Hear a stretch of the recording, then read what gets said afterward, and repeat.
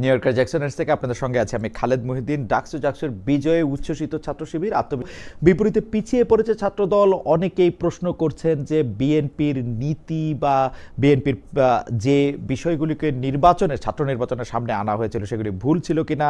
জুলাই সনদ প্রসঙ্গে অনৈক্য আরও বেশি দেখা যাচ্ছে অনেকগুলি রাজনৈতিক দলের মধ্যে। এইসব নিয়ে দেশ জাতি নির্বাচন নিয়ে কথা বলার জন্য আমাদের সঙ্গে ভবিষ্যতের সংসদের চেহারা দেখানোর জন্য আমাদের সঙ্গে আলোচনা করবে রয়েছেন বিএনপির তথ্য বিষয়ক সম্পাদক জনাব আজিজুল বারী হেলাল। আজিজুল বারী হেলাল ভাই, আপনি আমাদের সাথে যুক্ত হয়েছেন, সেজন্য আপনি আমাদের ধন্যবাদ জানবেন। আপনাকে শুভেচ্ছা এবং স্বাগতম। ধন্যবাদ। আমাদের সাথে আরও রয়েছেন বাংলাদেশ সুপ্রিম কোর্টের আইনজীবী অ্যাডভোকেট মোহাম্মদ শিশির মনির। অ্যাডভোকেট মোহাম্মদ শিশির মনির সুনামগঞ্জের শাল্লা থেকে আমাদের সাথে যুক্ত হয়েছেন। আপনাকে অনেক ধন্যবাদ অ্যাডভোকেট শিশির মনির, আপনার ব্যস্ততা এবং অন্যান্য কাজকর্মের মধ্যেও আপনি আমাদের সময় দিয়েছেন, সেজন্য আপনি আমাদের শুভেচ্ছা এবং ধন্যবাদ জানবেন। আমি প্রথমেই একটু হেলাল ভাই আপনাকে যেতে চাই। হেলাল ভাই, আমরা একটু পুরনো প্রসঙ্গ ধরে, মানে আজ থেকে ঠিক এক সপ্তাহ আগে ডাকসু ইলেকশনটা হয়েছিল। ডাকসু ইলেকশনে এক ধরনের রেজাল্ট হয়েছে, তারপর আবার ডাকসু হয়েছে, এই ব্যাপারগুলি সবারই জানা। কিন্তু আমি সরাসরি প্রশ্ন করতে চাই যে এই ডাকসু ইলেকশনে অনেকেই বলছেন এক ধরনের ভরাডুবি হয়েছে ছাত্রদলের, যে ছাত্রদল অনেক বেশি স্ট্রং থাকার কথা। এইটার জন্য অনেকেই আবার দায়ী করে থাকেন যারা ছাত্রদলকে পরিচালনা করেছেন, অর্থাৎ সাবেক ছাত্র নেতাদের অনেক ক্ষেত্রে। সেই ক্ষেত্রে এই দায় আপনার উপরেও এসে পড়ে কিনা, এবং আপনি মনে করেন কিনা যে ছাত্র দল যে ক্যাম্পেইন করেছে বা ক্যাম্পেইনের মধ্যে যে বিষয়গুলি সামনে এনেছে সেগুলি ভুল ছিল, বা ছাত্রদের ভোট চাওয়ার ক্ষেত্রে, ভোট পরিকল্পনার ক্ষেত্রে ভুল ছিল, অথবা সারা দেশে বিএনপি যেসব কারণে সমালোচিত হচ্ছে, অর্থাৎ চাঁদাবাজি, দুর্নীতি, প্রশাসনের হস্তক্ষেপ, সেইটার প্রভাব হলো। আপনি কি মনে করছেন হেলাল ভাই? ধন্যবাদ। আপনি একটা প্রশ্ন করছেন, এটা অনেক তাৎপর্যপূর্ণ প্রশ্ন। এটা উত্তর দিতে গেলে আমাকে একটু সময় দিতে হবে। আমি বলতে চাচ্ছি যে আপনি বলছেন যে সাবেক ছাত্র নেতা বা বিএনপির উপরে দায় বর্তায় কিনা। আমি প্রথমে মনে করি যে ভিক্টরি হ্যাজ মেনি ফাদার্স বা ডিফিট ইজ অরফ্যান। আপনি জানেন, এখন সেই ডিফিটটা কি ছাত্র দলের হয়েছে আর উইনটা কি ছাত্র শিবিরের হয়েছে, এই প্রশ্ন আমি প্রথমে যাব। দেখেন, ছাত্র শিবিরের নিজের নামে কিন্তু তিনি ইলেকশনটা করতে পারেননি, অর্থাৎ রাজনৈতিকভাবে ছাত্র শিবিরের জয়লাভ হয়েছে এটা কখনো বলা যাবে না। তাকে একটা ঐক্য করতে হয়েছে। সেই ঐক্যটা করেছে আপনার পরাজিত যে মাফিয়ারা ছিল ছাত্রলীগ, সেই ছাত্রলীগ ছাত্র শিবিরের মধ্যে যে ঐক্যটা গত 17 বছর ধরে তারা চালিয়ে যাচ্ছিল। অর্থাৎ আপনার গত 17 বছরে ছাত্র শিবির এবং ছাত্রলীগ ক্যাম্পাসে ছিল, কিন্তু ঢাকা বিশ্ববিদ্যালয়ের ছাত্রদল 1 সেকেন্ডের জন্য গত 17 বছর ক্যাম্পাসে থাকতে পারেনি। এইখানে ছাত্র শিবিরের একটা অ্যাডভান্টেজ পয়েন্ট রয়েছে। এবং দেখা গেছে 5ই আগস্টের পরে যখন পরিবর্তন হলো, তখনও ছাত্রলীগের সব ছেলে পেলে যে ক্যাম্পাস থেকে বেরিয়ে গেছে তা না, অধিকাংশ ছাত্রলীগের ছেলেরা ক্যাম্পাসে আবার ছাত্র শিবিরের সাথে ওই আগের মতো যোগবদ্ধ ভাবে ছিল। যেহেতু ছাত্র শিবির ক্যামোফ্লেজ করে ছাত্রলীগের মধ্যে ছিল, কিন্তু 5ই আগস্টের পরে তারা তাদের পরিচয়টা বের করলো যে আমরা ছাত্র শিবির। আপনার ছাত্র শিবিরের বিভিন্ন কমিটিতে সেটা দেখেছেন এবং এটা নিয়ে হাইকোর্টে রিটও হয়েছে। অর্থাৎ ছাত্রলীগ এবং ছাত্র শিবিরের যৌথ প্রযোজনায় যে ভর্তি হয়েছে, এবং এই 17 বছরে তারা এখানে কাজ করেছে, ছাত্রদল সেখান থেকে মাত্র 1 বছর কাজ করার সুযোগ পেয়েছে। এবং আরেকটি বিষয় আপনি দেখবেন যে একটা ইমোশনাল ব্ল্যাকমেইল এখানে করা হয়েছে, যেটা পলিটিক্সে ইন লং রান আমাদের ক্ষতির কারণ হবে। যেমন হলে যখন ডাকসু নির্বাচনের স্কেডিউল ঘোষণা করা হলো, বা তখন ছাত্র শিবির আপনার সাধারণ ছাত্রদের নাম ধারণ করে ছাত্রলীগকে নিয়ে তারা একটা ঘোষণা করলো যে হলে হলে ছাত্র রাজনীতি করা যাবে না। আমি বিশ্বাস করি গত 17 বছরে হলগুলোতে যেভাবে আপনার গণরুম গেস্টরুমের নির্যাতন করা। আমি কি একটু ইন্টারাপ্ট করতে পারি?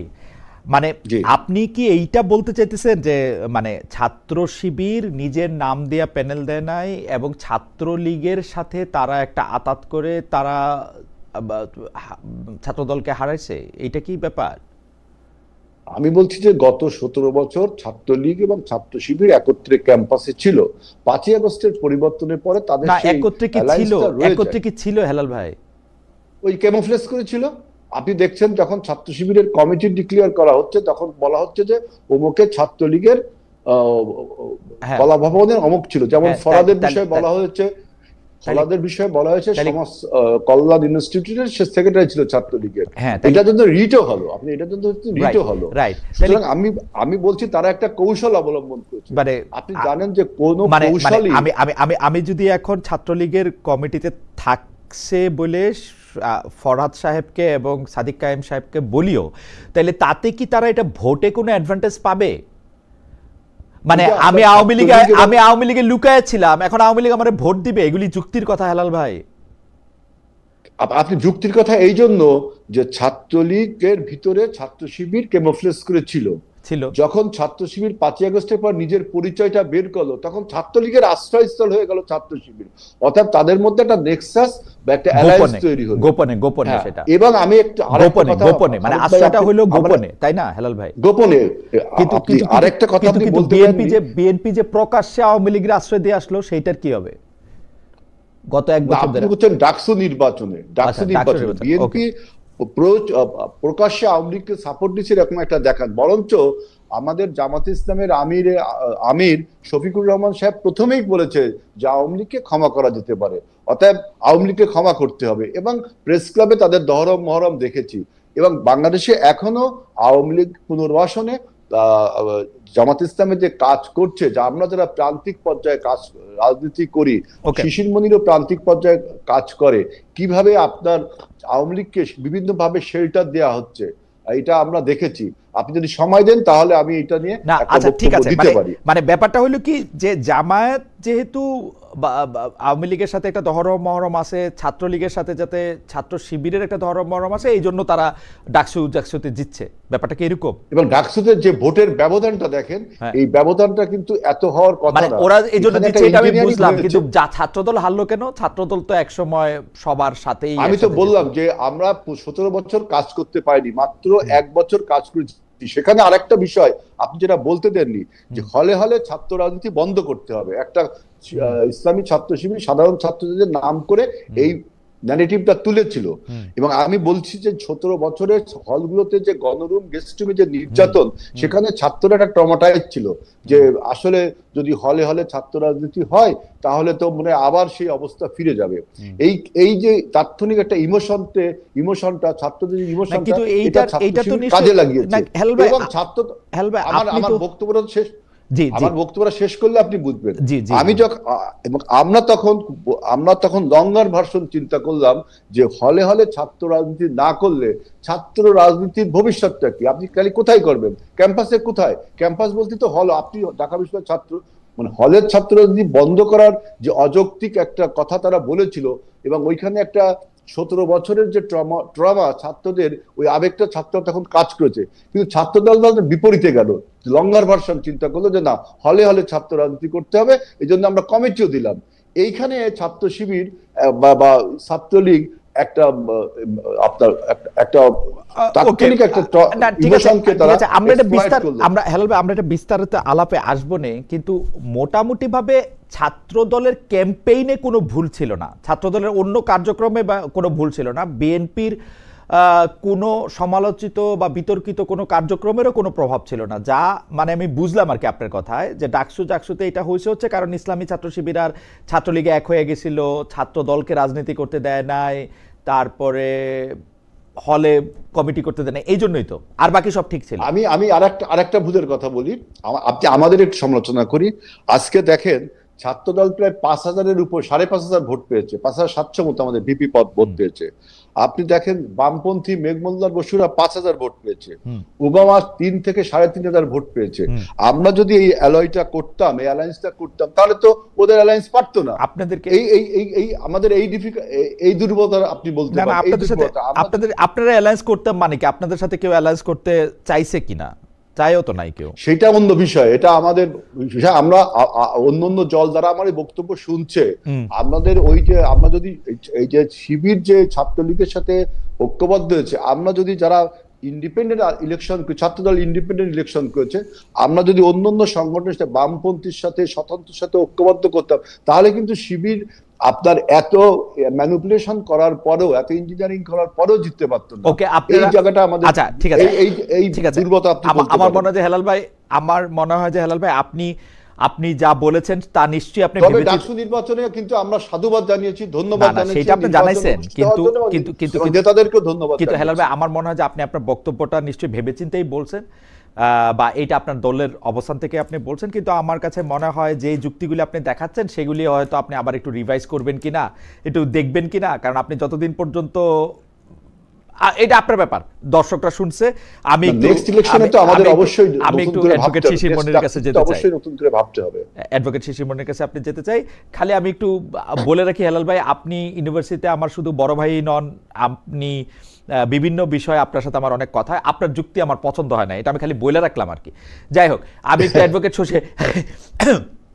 অ্যাডভোকেট শিশির মনিরের কাছে একটু যাই। অ্যাডভোকেট শিশির মনির, আপনারা যে ডাকসু এবং জাকসুতে এরকম একটা জয় পেল, আর আপনারা বলতে ইসলামী ছাত্র শিবির যে পেল, আমি যদি জামায়াত ইসলামী কে মনে করি যে একটা প্যারেন্ট অর্গানাইজেশন বা একটা বড় অর্গানাইজেশন, সেই অর্থে আমি বলতেছি, বা আপনি নিজে আগে ইসলামী ছাত্র শিবির করতে, সেই অর্থে বলতেছি, মানে কোনো ইয়া করার জন্য না। তো সেই ক্ষেত্রে আপনি কাকে আসলে বেশি ক্রেডিট দিবেন, যে এটা কিসের জন্য, মানে আপনাদের আসলে এই জয়ের পেছনে সবচেয়ে বড় নিয়ামক ভূমিকা কে পালন করছে? আমার প্রশ্নটার আরেকটু ছোট্ট লেজ আছে, লেজটা হচ্ছে এরকম, আমরা কিন্তু জানি ইসলামী ছাত্র শিবির বা জামায়াতে ইসলামী কিরকম করে জীবন পরিচালনা করবে, তারা একটা নির্দিষ্ট একটা কাঠামোর মধ্যে, একটা নিয়ম কানুনের মধ্যে, আপনি নিজেও বড় নেতা আছেন, ছিলেন, সেটা আপনি জানেন।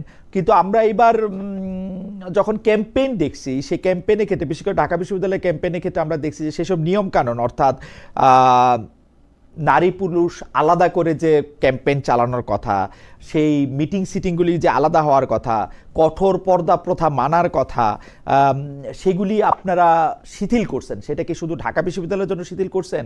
আপনাদের জামাতে ইসলামের সিস্টেমই চেঞ্জ হয়েছে? কারণ আমি যদ্দূর খবর রাখি, আমি দেখি যে আপনারা এইসব বিষয়ে এত স্ট্রিক্ট যে ছাত্র শিবির এবং জামায়াতের যে গঠনতন্ত্র আছে, আপনারা প্রায় সদস্য পদ লাভের যোগ্যতা এবং অযোগ্যতা, এমনকি সদস্য পদ খারিজের ক্ষেত্রে এগুলিকে অনেক প্রাধান্য দেন। কিন্তু এইবার আমরা ক্যাম্পেইনেও দেখছি, পরেও দেখছি, কথায়ও দেখছি, সেগুলির ব্যাপারে আপনাদের চেঞ্জ আমি দেখতে পাচ্ছি। আমার প্রশ্নের দুটি অংশ, একটি হচ্ছে যে আপনি কৃতিত্ব কারে দিবেন, দুই হচ্ছে এই পরিবর্তন যে আমি দেখতে পাচ্ছি, এই পরিবর্তন কি জামায়াতে ইসলামী বা ইসলামী ছাত্র শিবিরেরই পরিবর্তন, নাকি এটা শুধু আপাত পরিবর্তন ডাকসু নির্বাচনকে বা জাকসু নির্বাচনকে সামনে রেখে? অ্যাডভোকেট শিশির মনির।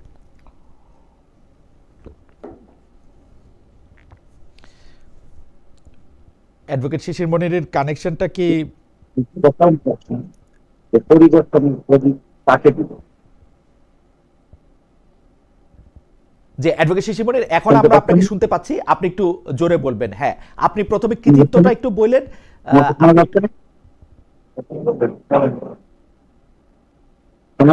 হ্যাঁ জি, বলেন।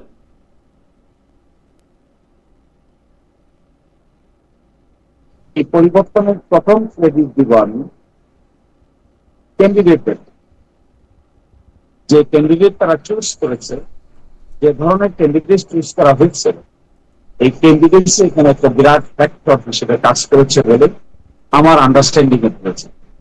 আপনি দেখবেন ছাত্র শিবিরের পক্ষ থেকে কিংবা এই প্যানেলের পক্ষ থেকে যাদেরকে ক্যান্ডিডেট ফিক্স আপ করা হয়েছে, তারা শুধুমাত্র শিবির লেন্স দিয়ে তাদেরকে দেখলে হবে না।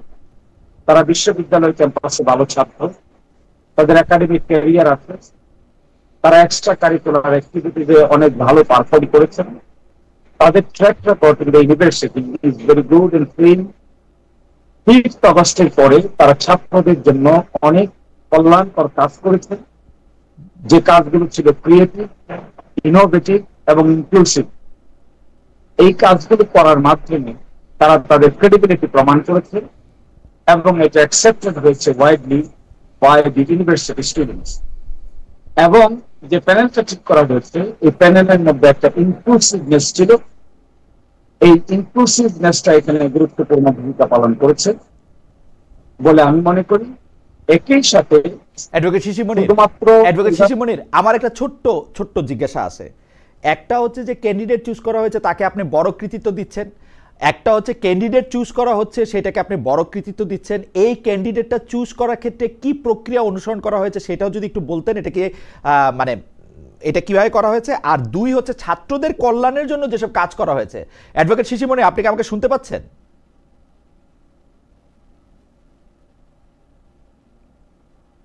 অ্যাডভোকেট শিশির, আপনি কি আমাকে শুনতে পাচ্ছেন? শুনতে পাচ্ছি।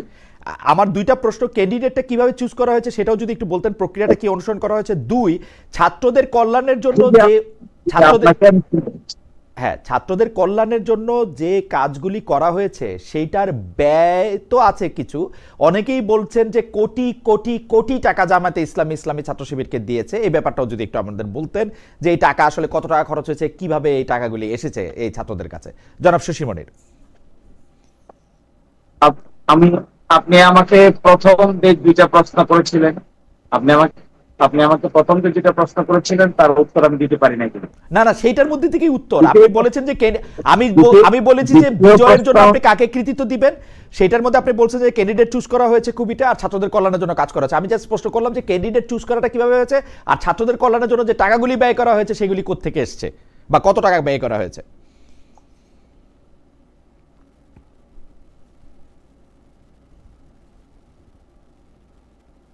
আপনি তো আমাকে দুইটা প্রশ্ন করেছিলেন, একটা প্রশ্নের উত্তর দিতেই আপনি আবার আরেকটা প্রশ্ন করেছেন, আরেকটা প্রশ্ন। না অ্যাডভোকেট শিশির মনির, আমি কিন্তু যেই দুইটা প্রশ্ন করছি আপনি হয়তো আমাকে ভালো শুনতে পাচ্ছেন না। আমি যেই দুইটা প্রশ্ন করেছি সেই দুইটা প্রশ্নই আছে। আপনারা কৃতিত্ব কাকে দিবেন, যে ক্যাম্পেইনের রীতি আপনারা অনুসরণ করছেন সেটা সমস্ত জামাতে ইসলামীর জন্যই আপনারা অনুসরণ করবেন কিনা, নাকি এটা ডাকসুর জন্য কাস্টমাইজ। আর যে কৃতিত্বের প্রশ্নে আপনি উত্তর দিয়েছেন ক্যান্ডিডেট চুজ করা ভালো হয়েছে। দুই হচ্ছে আপনাদের যারা ছাত্র কল্যাণে অনেকগুলি কাজ করা হয়েছে। আমার প্রশ্ন এই দুইটা কিভাবে করা হয়েছে, কত টাকা ব্যয় করা হয়েছে, ওইটা যদি একটু বলে দ্বিতীয় প্রশ্নে আসেন। আমি নতুন প্রশ্ন করি নাই।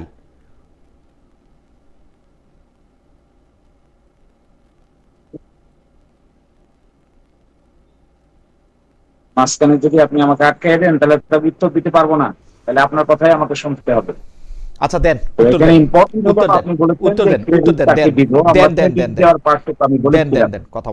বলতেছেন যে এটার ব্যয় কোথা থেকে এসেছে। আপনি দেখবেন ছাত্র শিবির এমন একটা অর্গানাইজেশন, তার নিজস্ব ফাইন্যান্সিয়াল মেকানিজম আছে এবং নিজস্ব ইন্ডিপেন্ডেন্ট স্ট্রং মেকানিজম আছে। এই মেকানিজমটা আপনি ভিতর থেকে না দেখলে বুঝতে পারবেন না। This is a very beautiful mechanism. এবং আর্থিক কারণে তারা যেভাবে অর্থনৈতিক বিষয়টাকে যেভাবে ম্যানেজ করে, সংগঠনের সদস্যদের, সাথীদের, শুভাকাঙ্ক্ষীদের কাছ থেকে যেভাবে কন্ট্রিবিউশন তারা নেয় এবং যে ট্রান্সপারেন্ট অ্যাকাউন্টেবল মেকানিজমে তারা এগুলো মেনটেন করে, এগুলো ভেরি ইনোভেটিভ আইডিয়া তারা এখানে ইনক্লুড করেছে।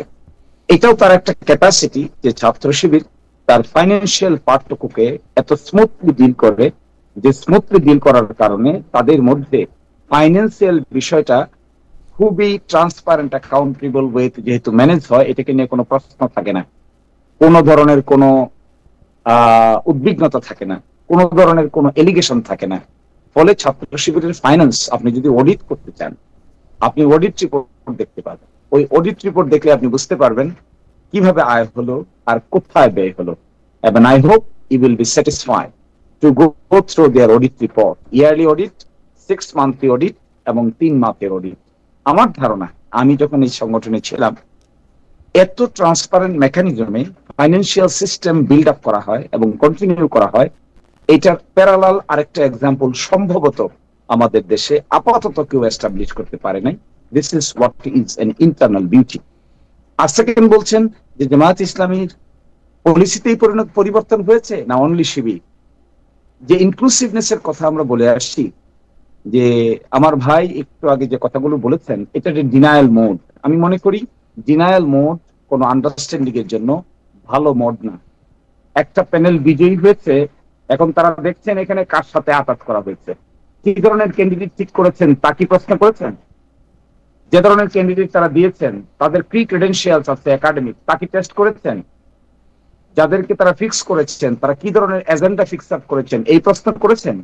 তারা কি এই প্রশ্ন করেছেন যে 5ই আগস্টের পরে ছাত্রদের জন্য ছাত্র বান্ধব কি কি কাজ তারা করেছেন, এটাকে অ্যানালাইসিস করেছেন? এই অ্যানালাইসিস না করে যদি আপনি ষড়যন্ত্র তত্ত্ব দাঁড় করাতে পারবেন, কিন্তু ডিনায়াল মোডে কোনোদিন সত্যের দেখা খুঁজে পাবেন না। ফলে আমি মনে করি এই যে একটা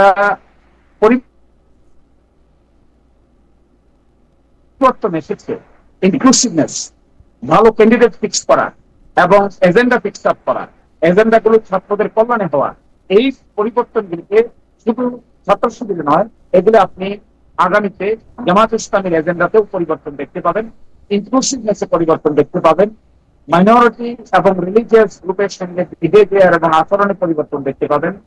এবং অবশ্যই আমরা আগামী নির্বাচনে ক্রিয়েটিভ ইনোভেটিভ আইডিয়া ইন্ট্রোডিউস করব, যা নাকি বাংলাদেশের মানুষের সামনে একটা ধর্ম, বর্ণ, শ্রেণী নির্বিশেষে নতুন রাজনৈতিক চিন্তা ভাবনার বহিঃপ্রকাশ করে। এগুলোই আমরা আগামীতে শুধুমাত্র শিবিরে নয়, জামাত ইসলামী তার ন্যাশনাল নির্বাচনে এই এজেন্ডা গুলো প্রকাশ করবে। আমাদের প্রত্যাশা যে হয়তো বাংলাদেশের সামনে বিকল্প রাজনৈতিক চিন্তা ভাবনা হিসেবে, ইনক্লুসিভ পলিটিক্স হিসেবে নতুন ডাইমেনশন অ্যাড করবো আমরা, যা ছাত্র শিবির এটা প্রাথমিক ম্যানিফেস্টেশন মাত্র। আর জামাত ইসলামী জাতীয় নির্বাচনে তা অত্যন্ত জোরসোরে পরিকল্পনা চলছে, আলোচনা চলছে, প্রিপারেশন চলছে। আপনারা দ্রুতই তার ম্যানিফেস্টেশন দেখতে পাবেন। অ্যাডভোকেট শিশির মনির, আপনি অনুমতি দিলে আপনাকে আমি আবার জিনিসটা বলি। আপনি কি শুনতে পাচ্ছেন? আপনি কানে ওইটা দিলে কি শুনতে পাবেন? অ্যাডভোকেট শিশির মনির, আমি কিন্তু শিবিরের ফিনান্সিয়াল জায়গা নিয়ে আমি প্রশ্ন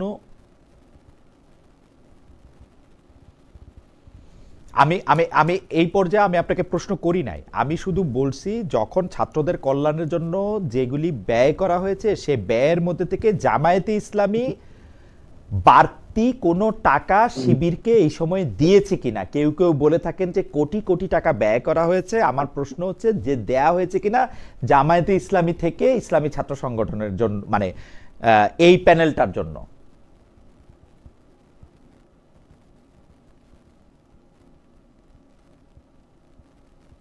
ডাকসু ইলেকশনকে সামনে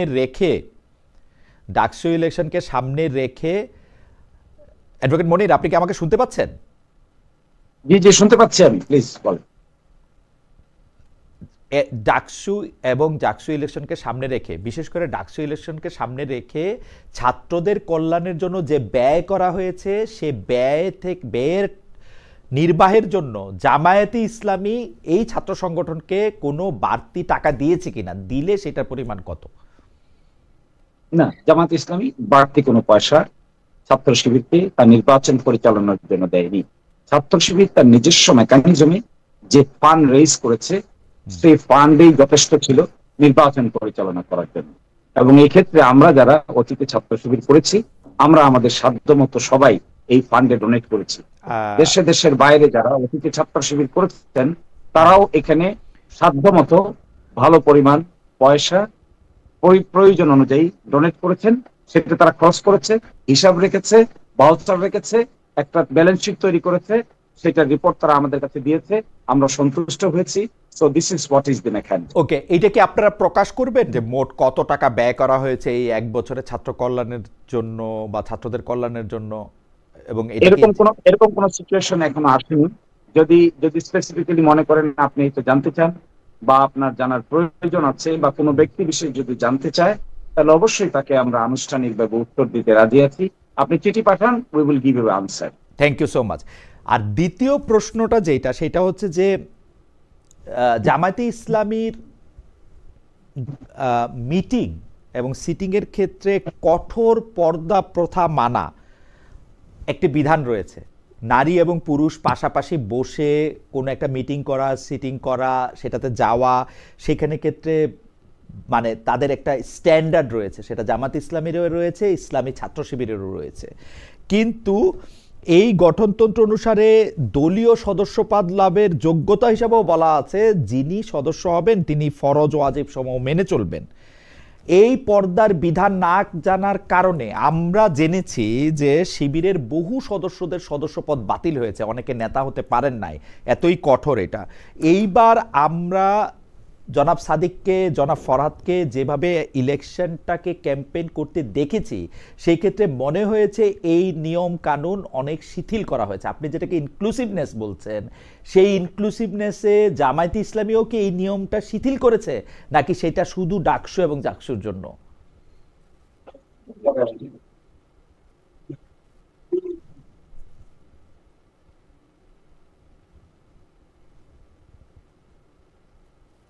অ্যাডভোকেট মনির, আপনি যেটা বলছেন, জি, আপনি যে কথা বলছেন যে এখানে ফরজ এবং ওয়াজিবকে শিথিল করা হয়েছে, আচ্ছা কে কি পোশাক পরবে আর কে কি পোশাক পরবে না, এটা ডিটারমিন করার দায়িত্ব তো আমার বা আপনার না।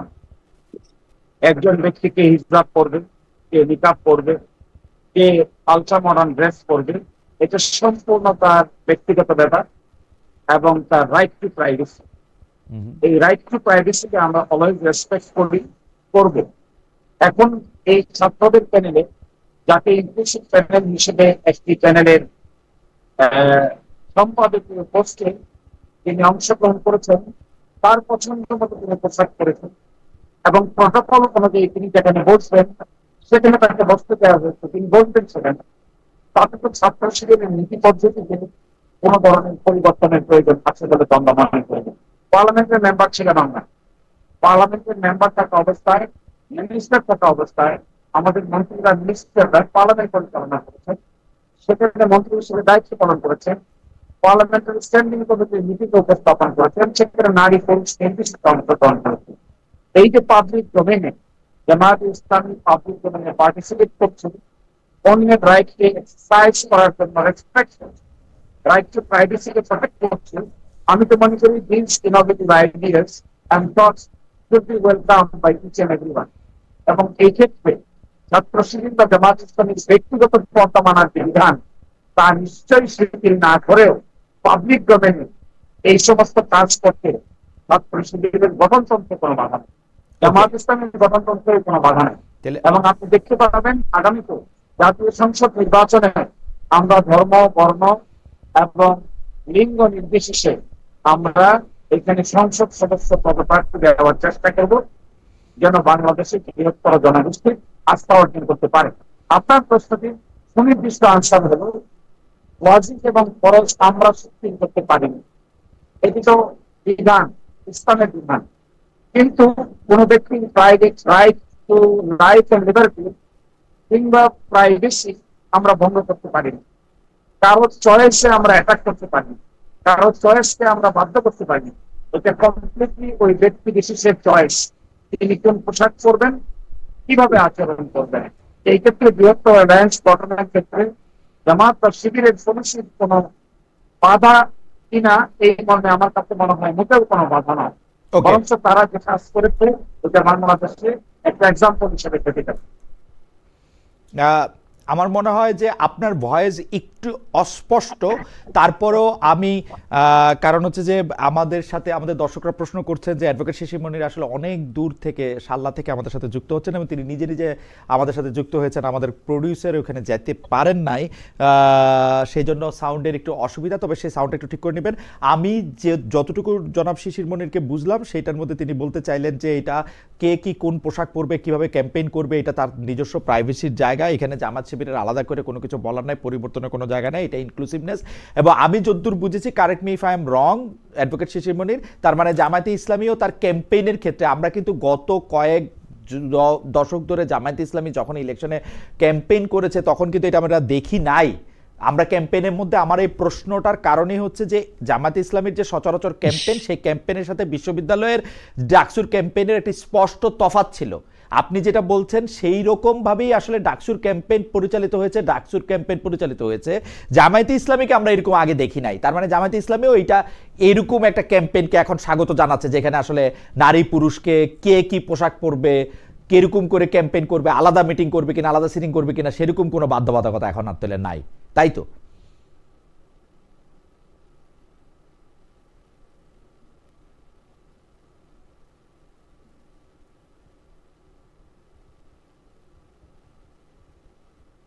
আমার মনে হয় এটাই তো বিবর্তন, এইটাকেই তো বিবর্তন বলে।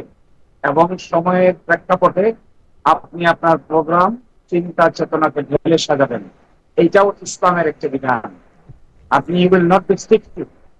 আপনি যখন একটা পার্টিকুলার সার্কামস্টেন্সেসকে অ্যাড্রেস করার জন্য আপনি যখন নিউ ডাইমেনশন অ্যাড করবেন, হিউম্যান থিঙ্কিং কে আপনি ওয়েলকাম করবেন, তখনই আসলে একটা আন্ডারস্ট্যান্ডিং এর মধ্যে ডাইমেনশনগত পরিবর্তন সূচনা হয়।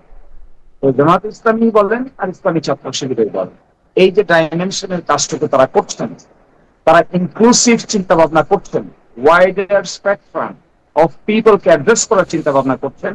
আমি মনে করি this is very positive, not only in the university campus but also for the future of education. আমিও তাই মনে করি। সময়ের সাথে জামায়াতে ইসলামের এই বিবর্তন, যেটি আমরা আসলে ডাকসু এবং চাকসুর মধ্যে দেখতে পেলাম, অ্যাডভোকেট শিশির মনির বলছেন যে সেটি আসলে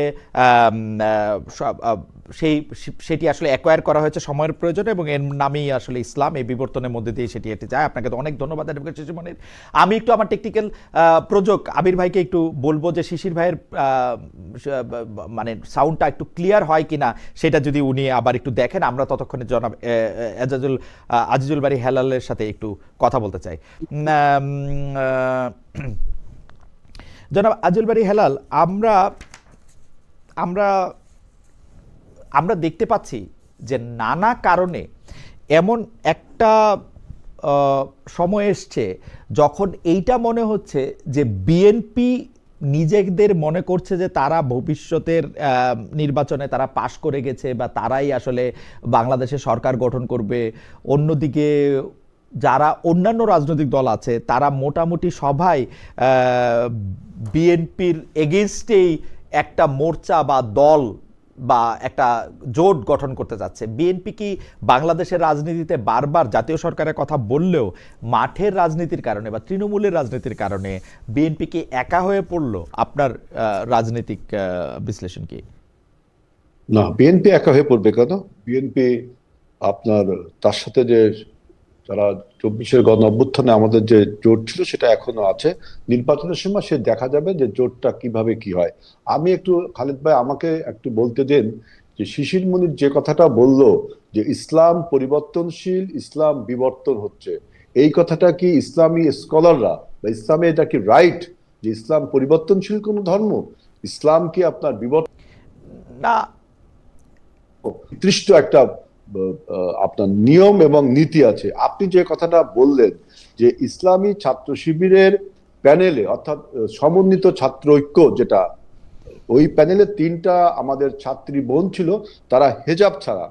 আমি প্রশ্ন করেছিলাম একটা টেলিভিশন টক শোতে যে এই ব্যাপারে জামাত ইসলাম কি বলে, যেখানে ইসলামে ম্যান্ডেটরি হিজাব। এখন আপনি আমাকে বাধ্য করতে পারেন না, আমি এটা এগ্রি করি, কিন্তু আপনি যখন বলবেন যে বাংলাদেশ ইসলামী ছাত্র শিবির, সেইখানে আপনি পর্দা ছাড়া বা অন ইসলামিক কোনো কিছু করবেন, তাহলে আপনি ইসলাম নামটা ব্যবহার করতে পারবেন না। আপনি বাংলাদেশ ছাত্র শিবির বলেন, আমার কোনো সমস্যা নেই। যখনই ইসলামের ট্যাগটা লাগাবেন না, কিন্তু আপনি এই জোর তো আপনি করতে পারেন না যে আপনি দেখেন আমি আপনাকে দেখি আপনি কি না, এটা আপনি বলতে পারেন না কেন? আমার যুক্তিটা আপনি শোনেন। কারণ হচ্ছে যে তুরস্কে, মিশরে, ওইখানেও তো প্রচুর ইসলামী দল আছে যারা ইসলামী দল নামে দল পরিচালনা করেন। তো এখন তারা কিরকম পোশাককে পরবেন, কিভাবে তারা তাদের আন্দোলন ক্যাম্পেইন পরিচালনা করবেন, তারা এটা ঠিক করেন। অ্যাডভোকেট শিশির মনির এই যে অ্যাডাপশন, প্রয়োজনে যে অ্যাডাপশনের কথা, সেই অ্যাডাপশনের কথা বলেছেন, এটা কি আসলে খুব ভুল বলেছেন? ইসলাম পারমিট করে? না, ইসলাম কি তুরস্ক মডেল? ভাই ইসলাম তো না, মিশর মডেল। ইসলামের তো নিজস্ব মডেল আছে। না, ইসলামের নানা রকম মডেল আছে কিন্তু হেলাল ভাই, মানে এটা আপনি শিশির মনি এগ্রি করে? আমি বলছি যে আপনি বলছেন ঠিক আছে, শিশির মনির কি এগ্রি করে ইসলামের নানা রকম মডেল আছে? আমি তো এগ্রি করি না। একজন ইসলামিক স্কলার যে আমার চেয়ে এবং শিশিরের চেয়ে ভালো বোঝে, সে কি এগ্রি করে? আমি কখনো এগ্রি করি না। ইসলাম বিবর্তনশীল, ইসলাম পরিবর্তনশীল। আপনি তুরস্ককে ফলো করবেন, মিশরকে ফলো করবেন, ডাজ নট মিন যে ইসলামকে ফলো করলেন। অতএব এই যে কথাটা বললেন, এই কথাটা আমি মনে করি যে ইসলামের যে ধর্মের যে রাজনৈতিক অপব্যবহার, সেই অপব্যবহারটা জামাতে ইসলাম বলছে। তারা যদি জামাতে বাংলাদেশ নাম বলতো, আমি এইসব নিয়ে কিছু বলতাম না। যখনই আপনি ইসলাম ব্যবহার করবেন, তখন ফরজ ওয়াজিব এগুলো আপনাকে কঠোরভাবে মেনে চলতে হবে। অথচ আপনার দলে আপনি আমাকে বাধ্য করতে আমি বলছি না। আমি আমি আমি তীব্র প্রতিবাদ জানাচ্ছি যে ইসলাম বিবর্তনশীল ধর্ম না, ইসলাম পরিবর্তনশীল ধর্ম না। ইসলাম কোনো অর্থনৈতিক আইডিয়া না যেটা নিও ক্লাসিক্যাল বা আপনি মডার্নিজম, কিন্তু ইসলাম কিন্তু তা না। আর একটা বলছে যে দেখেন আপনি ছাত্র সংসদ নির্বাচনে যে অর্থের প্রভাব খাটিয়েছেন তা আপনি স্বীকার করলেন, তাহলে আবার আপনি কিভাবে বলেন যে আগামী জাতীয় নির্বাচনে বা আমাদের যে কোনো জাতীয় নির্বাচনে জামাতে ইসলামের যে অর্থের প্রভাব এবং সে অর্থের উৎসর সন্ধান কিন্তু বাংলাদেশের মানুষ তাহলে জানতে চায় যে আপনি যে ঢাকা একটা কিন্তু হেলাল ভাই উনি তো অর্থের ব্যবহারটা স্বাগত জানালেন, আপনি চিঠি দেন উনি জানাই দিবে, তো উনি তো বলেন না যে উনি এটা লুকিয়ে রাখবে। না আপনি কোন ছাত্র সংসদ নির্বাচনে তিনি বলছেন যে ছাত্ররা এখানে টাকা দিয়েছে। আমার বক্তব্য ছাত্ররা টাকাটা পেল কোথা থেকে, এটা এই অর্থের এইটা যদি আপনি জানতে চান হেলাল ভাই, আপনি যদি এটা জানতে চান উনারা তো এটা জানাবে, ওটা তো উনারা জানাবে। আর আচ্ছা ঠিক আছে, ওনারা জানালে এইটা কিন্তু এই কথা কিন্তু হেলাল ভাই আপনিও কি কইতে পারবেন বিএনপি কেমনে চলে? আমি যদি একটা চিঠি দিয়ে আপনি জানাবেন। আমরা তো বলছি যে আমি আগে একবার একটা টক শোতে আপনাকে বলেছি যে আমাদের দলীয় কর্মীরা চাঁদা দেয় এবং আমরা একটা চিঠি দিলে পুরোটা দেখাবেন কিনা, একটা চিঠি দিলে পুরোটা জানাবেন কিনা উনি যেরকম বলছে? এটা আপনি আমার পার্টির কাছে জানলে অবশ্যই আমি পার্টিকে পার্সু করব আপনাকে জানানোর জন্য, অবশ্যই তার একটা, এবং আমরা কিন্তু নির্বাচন কমিশন। ওকে ধন্যবাদ। আচ্ছা আপনি দুটা প্রশ্ন তুলেছেন যে আপনি বলছেন যে ইসলামের বিবর্তন বা পরিবর্তন নিয়ে বা অ্যাডাপশন নিয়ে যে কথা অ্যাডভোকেট শিশির মনির বলেছেন সেইটাকে আপনি আসলে সেটা ঠিক অ্যাডাপশনের ব্যাপারে একটা কথা আছে, অ্যাজ লং অ্যাজ এটা যদি আপনার একত্ববাদের সাথে সাংঘর্ষিক না হয় তাহলে কিন্তু অ্যাডাপশন। না আপনি একত্ববাদের সাথে সাংঘর্ষিক কই পাইলেন হেলাল ভাই? আমি তো পাইতেছি না। আপনি যেহেতু বলছেন অ্যাডাপশন, আমি তো পরিবর্তনের বিরুদ্ধে বললাম, আমি তো এভলিউশনের বিরুদ্ধে বললাম, কিন্তু যখন অ্যাডাপশন বলবেন তখন আমার বক্তব্য অ্যাডাপশন হবে। আমরা নিজেরাই কি ওই কাপড় চোপড় পরে আছি যেটা আসলে পরিবর্তন ছাড়া হয়েছে? না আমি তো আমার নামে কি বলছি যে বাংলাদেশ জাতীয়তাবাদী ইসলামী দল, আপনি ইসলামের নাম নিবেন কিন্তু ইসলামের ম্যান্ডেটরি ইসলামের নাম নিলেই কি ইসলামের নাম নিলেই কি এখন আমাকে আমি এখন কোর্টে যাইতে পারবো, আমি এখন টেলিভিশনে কথা কইতে পারবো, আমি এখন রকেটে চড়তে পারবো, আমি কিছু করতে পারবো? আমি কি বলছি আমি ইসলামী দল? আমি কি বলছি ইসলামী দল নিলে আমার এগুলি বন্ধ হয়ে যাবে? না অবশ্যই আপনি ইসলামকে নামটা ব্যবহার করবেন, তার মানে কি রাজনৈতিক ব্যবহার করছেন এবং ধর্মের সাথে আপোষ করছেন, অর্থাৎ ধর্মের অপব্যবহার যতদিন আমরা শুনে আসছি তার একটা প্রকৃষ্ট প্রমাণ হলো জামাত ইসলামের আজকের বক্তব্য যে তিনি আপনার পরিবর্তন করবেন, তিনি ইনোভেশন করবেন। ইনোভেশনকে ইসলামের পরিভাষায় কি বলে শিশির মনির সেটা ভালো জানে যে নতুন কোনো কিছু ইনোভেশন ইসলামে করা যায় কিনা। আমি যখন বললেন আপনি করেন অ্যাডাপশন, তখন আমি বলেছি যে অ্যাডাপশন ইসলামে জায়েজ, কিন্তু তার সাথে অ্যাজ লং অ্যাজ যে যদি একত্ববাদের কোনো সাংঘর্ষিক না থাকে তাহলে অ্যাডাপশন জায়েজ। কিন্তু আপনি পর্দা ম্যান্ডেটরি কার জন্য ম্যান্ডেটরি, কতখানি ম্যান্ডেটরি, সেটা নিয়ে 100 রকমের তরিকায় 300 রকমের কথা আছে। যেটা জামাত ইসলাম বলুক যে পর্দা ম্যান্ডেটরি, এখানে কোনো তরিকা একটাই তরিকা যে পর্দা আপনাকে মানতে হবে, কিন্তু আপনি ইসলামে নাম ব্যবহার করবেন, পর্দা মানবেন না। আমার মনে হয় হেলাল ভাই আপনার প্রশ্নটা জবাব দেওয়ার আগে আমাদের যদি অ্যাডভোকেট শিশির মনির যদি আমাদের ঠিক মতো শুনে থাকেন, অ্যাডভোকেট মনির আপনি কি একটু রেসপন্ড করবেন? উনি দুটা বিষয় একদম স্পষ্ট প্রশ্ন করেছেন। এক হচ্ছে যে আপনি যে বলেছেন যে বিবর্তন বা এই পরিবর্তন বা অ্যাডাপশন বা অভিযোজন এটা যে আপনি নেন এটা আসলে ইসলাম মানে কিনা, পর্দা সংক্রান্ত একটা জিনিস ম্যান্ডেটরি কিনা, নাকি আপনাকে ইসলামী নামটা আপনি আর ব্যবহার করতে পারবেন কিনা যখন আপনি এই অ্যাডাপশনের মধ্যে দিয়ে যান বা ইভ্যালুয়েশনের মধ্যে দিয়ে যান। অ্যাডভোকেট শিশির মনির আপনি যদি খুব সংক্ষেপে একটু বলেন। আমরা আপনাকে, আমার মনে হচ্ছে আপনার এই প্রশ্নের উত্তরে আমি বলবো আমার সম্মানিত বড় ভাই আমাদের আজিজুল বারী হেলাল ভাই সম্ভবত তিনি ইসলামের বেসিক জুরিসপ্রুডেন্স পড়ার সুযোগ পান নাই, অন্যদিকে ব্যস্ত থাকার কারণে, রাজনৈতিক কারণে অন্যদিকে সময় বেশি চলে গেছে, এই জন্য হয়তো তিনি এই প্রশ্ন উত্থাপন করেছেন। ইসলামিক শরিয়ার যে সোর্স গুলো আছে তার প্রথম সোর্স হলো কোরআন, দ্বিতীয় সোর্স হলো হাদিস, তৃতীয় সোর্স হলো ইজমা, চতুর্থ সোর্স হলো কিয়াস, পঞ্চম সোর্স হলো ইজতিহাদ। ইসলামের এই যে অ্যাডপটিভ টেন্ডেন্সি বা অ্যাডপটিভ মেন্টালিটি বা সার্কামস্টেন্সিয়াল ইন্টারপ্রিটেশন, এটি আসে ইজমা, কিয়াস এবং ইজতিহাদ থেকে। যুগে যুগে যারা মুস্তাহিদ থাকেন, যারা ইজমা এবং কিয়াস করেন, তারা ইসলামের কনটেক্সচুয়াল ইন্টারপ্রিটেশন দিয়ে থাকেন। আর যে বোনের কথা বলা হচ্ছে তিনি কি ছাত্র শিবিরের সদস্য, তিনি কি ছাত্র সংস্থার সদস্য, তাহলে তিনি কি পোশাক পরবেন তাকে ছাত্র শিবির বলে দিবে? তিনি কি পোশাক পরবেন, তাকে আজিজুল বাড়ি হেলাল ভাই বলে দিবে, আমি আচ্ছা শিশির মনি বলে দিব? আপনার জবাবটা শেষ হলে আমরা একটু হেলাল ভাইকে শুনতে চাই, কারণ আমরা আপনাকে একটু লম্বা সময় ধরে এবং এই ক্ষেত্রে এই জন্য আমি বলছি এটা আমি একটু প্রতিবাদ করতে চাই সম্পর্কে। খালেদ ভাই, আমাকে একটু বলার সুযোগ দিতে হবে। জি বলেন। উনি যে কথা শিশির মনির যেটা বললো যে ইসলামের প্রাথমিক ধারণা একমাত্র জামাতে ইসলামের ছাত্র শিবির যারা করে তারা জানে, আমি তো তাকে বলি তিনি যেটা বললেন সম্পূর্ণ রং কথা বললেন। আমরা জানি ইসলামের প্রথম সোর্স কোরআন, দ্বিতীয় সোর্স হলো হাদিস, এরপরে যেগুলো আছে ইজমা। আচ্ছা ঠিক আছে, আমরা এই থিওলজিক্যাল ডিবেটে না যাই হেলাল ভাই, আমরা থিওলজিক্যাল ডিবেটে না যাই। থিওলজিক্যাল ডিবেট করলে আমরা সারাক্ষণই অনেক মনে করেন না খালিদ ভাই, আমাকে বলতে দিতে হবে। জি বলেন। শিশির মনির যে কথাটা বললো যে ইসলামের প্রাথমিক ধারণা আমাদের মধ্যে নেই, এইটা আমি প্রমাণ করতে হবে যে তিনি কোথায় পেলেন যে ইজমা কিয়াস মানতে আমরা বাধ্য, তিনি কোথায় পেলেন ইস্তেহাদ মানতে আমরা বাধ্য, ইস্তেহাদ এবং কিয়াসের মধ্যে পার্থক্যটা কোথায়, আমি সেটা জানছি। অতএব আমি যেটা বলছি যে ইসলাম আপনার কখনো আপনার পরিবর্তন মেনে নেই কিনা। এখন আপনি নতুন একটা জিনিস ইনোভেশন করবেন ইসলামে, যে আমি আপনার প্রশ্ন বুঝা গেছে। আমরা প্রশ্ন বুঝা গেছে। এইটা একটু 1 মিনিট একটু অ্যাডভোকেট সাহেব এটা একটু অ্যাড্রেস করুক, আমরা আবার আপনার কাছে আসতেছি। 1 মিনিটের একটু বলি যে অ্যাডভোকেট শিশির মনির, আমরা আগেও যে মুস্তাহিদের কথা কি মানতে আমরা বাধ্য?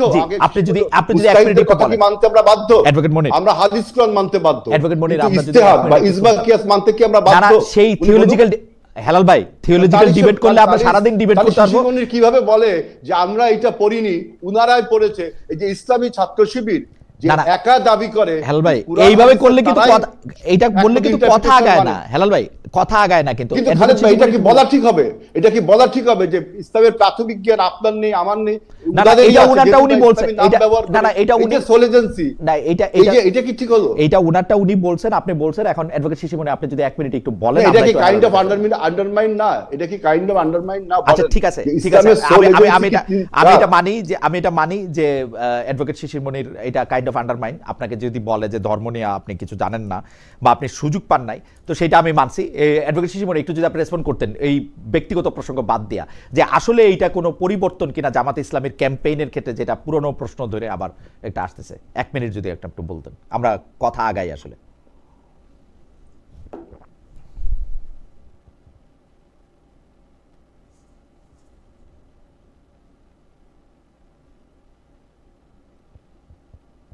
অ্যাডভোকেট মনির, কি আপনি শুনতে পাচ্ছেন আমাকে? জি জি, অবশ্যই অবশ্যই অবশ্যই। আপনি যদি একটু মন্তব্য করতেন। জি, পরিবর্তনের এই ধাপটুকুকে যদি অ্যাকসেপ্ট করা না যায়, তাহলে রাষ্ট্র মেকানিজমে এক্সেপশনালিজম কি করে ক্রিয়েট হবে? ওকে, বিএনপি কি তার পথ চলতে গিয়ে যে ধরনের পরিবর্তনের সূচনা করছেন, আর জামায়াতে ইসলামী তার বাউন্ডারি এবং পেরিফেরির মধ্য থেকে যদি ইনক্লুসিভনেস এবং ডাইভার্সিটিকে ইনক্লুড করেন, তাহলে হেলাল ভাইদের আপত্তি কেন? ফ্যান্টাস্টিক। আমার মনে হয় অ্যাডভোকেট মনির আপনাকে এখানে আটকায়। ইসলাম ব্যবহার করলে আপত্তি থাকবে, ইসলামের ব্যবহার করেন না, আমরা আপত্তি নেই। ইসলাম ব্যবহার করলে ইসলামকে মানতে হবে। না না, ইসলামকে মানতে হবে। কোনটা ইসলাম এটাকে আপনি ঠিক করে দিবেন হেলাল ভাই। ইসলাম উনি তো ঠিক করতে পারে না। না না, এটা ইসলাম তো নানা রকম আছে। আপনি এই কথা থেকে একটু আগান। ইসলাম নানা রকম আছে। ইসলাম নানা রকম আছে, এই কথাটা কি শিশির মনির স্বীকার করে? শিশির মনির ইসলামিক পণ্ডিত, উনি বলেন আপনি কি না না হেলাল ভাই আপনি আমাকে বলেন, আমি থিওলজিক্যাল তর্কে যেতে চাই না। আপনি কি মনে করেন যে তুরস্ক, মিশর, সংযুক্ত আরব আমিরাত, সৌদি আরব এরা অন ইসলামিক দেশ কোনটা? এরা চারটা মডেল অফ ইসলাম। না না, তারা সবাই ইসলাম, আমি সেটাই বলতেছি। তারা সবাই ইসলাম। তারা তো মালয়েশিয়া, ইন্দোনেশিয়া, তারা কি মডেলটাকে ইসলামের মডেল? রাসূলুল্লাহ সাল্লাল্লাহু আলাইহি ওয়াসাল্লাম ইসলামের মডেল। আমাদের একমাত্র সোর্স কোরআন এবং হাদিস। এইটা আপনি তুরস্ক, রাশিয়া বা আফগানিস্তান বা ইরাক এইগুলোকে তো মডেল বলতে পারেন না ইসলামের। এটা কি শিশির মনির মানে? এটা কি ইসলামের মডেল? ইসলামের মডেল একটাই, রাসূলুল্লাহ সাল্লাল্লাহু আলাইহি ওয়াসাল্লাম। আমার এটা মনে হয় না যে ইসলামের মডেল একটাই। কিন্তু হেলাল ভাই, যাই হোক, আমি শিশির মনির আমার সাথে যুক্তি দেন কোনটা বাংলাদেশে এই পৃথিবীতে কোনটা? তাহলে আপনি বলেন এই পৃথিবীতে ইসলামের মডেল কোনটা বলেন? একমাত্র রাসূলুল্লাহ সাল্লাল্লাহু আলাইহি ওয়াসাল্লাম। একমাত্র রাসূলুল্লাহ। এখন কোনটা? তাহলে এখন কোনো মডেল একটাই মডেল। এখন পৃথিবীতে ইসলাম নাই। এখন কোথায় আছে? ইসলাম যে মডেল দেখাই দিয়েছেন আমাদের, সেটাই হলো ইসলাম। সেটা এখন কোথায় আছে সেটা বলেন না। এখন কোথায় আছে সেটা বলেন। এখন কোথায় আছে মানে? এই মুহূর্তে কোথায় চলতেছে সেই মডেলে? এই মুহূর্তে পৃথিবীর কোথাও চলছে যদি আমার চোখে পড়ে তাই বলবো। আমার মনে হয় না যে ইসলামিক মডেল একমাত্র এই পৃথিবীতে কোথাও ইসলামের মডেল চলতেছে না।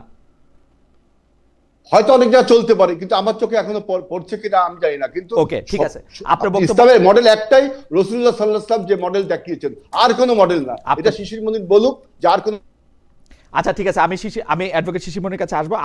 আপনি একটু বিএনপির প্রসঙ্গে আসেন, যে বিএনপি কি এখন কার্যত বিভিন্ন কারণে একলা একটা সংগঠনে বা একলা একটা দলে পরিণত হয়েছে কিনা? না, বিএনপি একলা একটা সংগঠনের পরিবর্তন হয়নি। যখন ওরা একটা জোট করেছে, যে 3 দলীয় জোট, যারা 8 দফা আপনার দাবিতে, তা বাংলাদেশে কি 3টা দল মাত্র বলছে যে ইসলামিক সমস্ত দলকে তারা ঐক্যবদ্ধ করবে।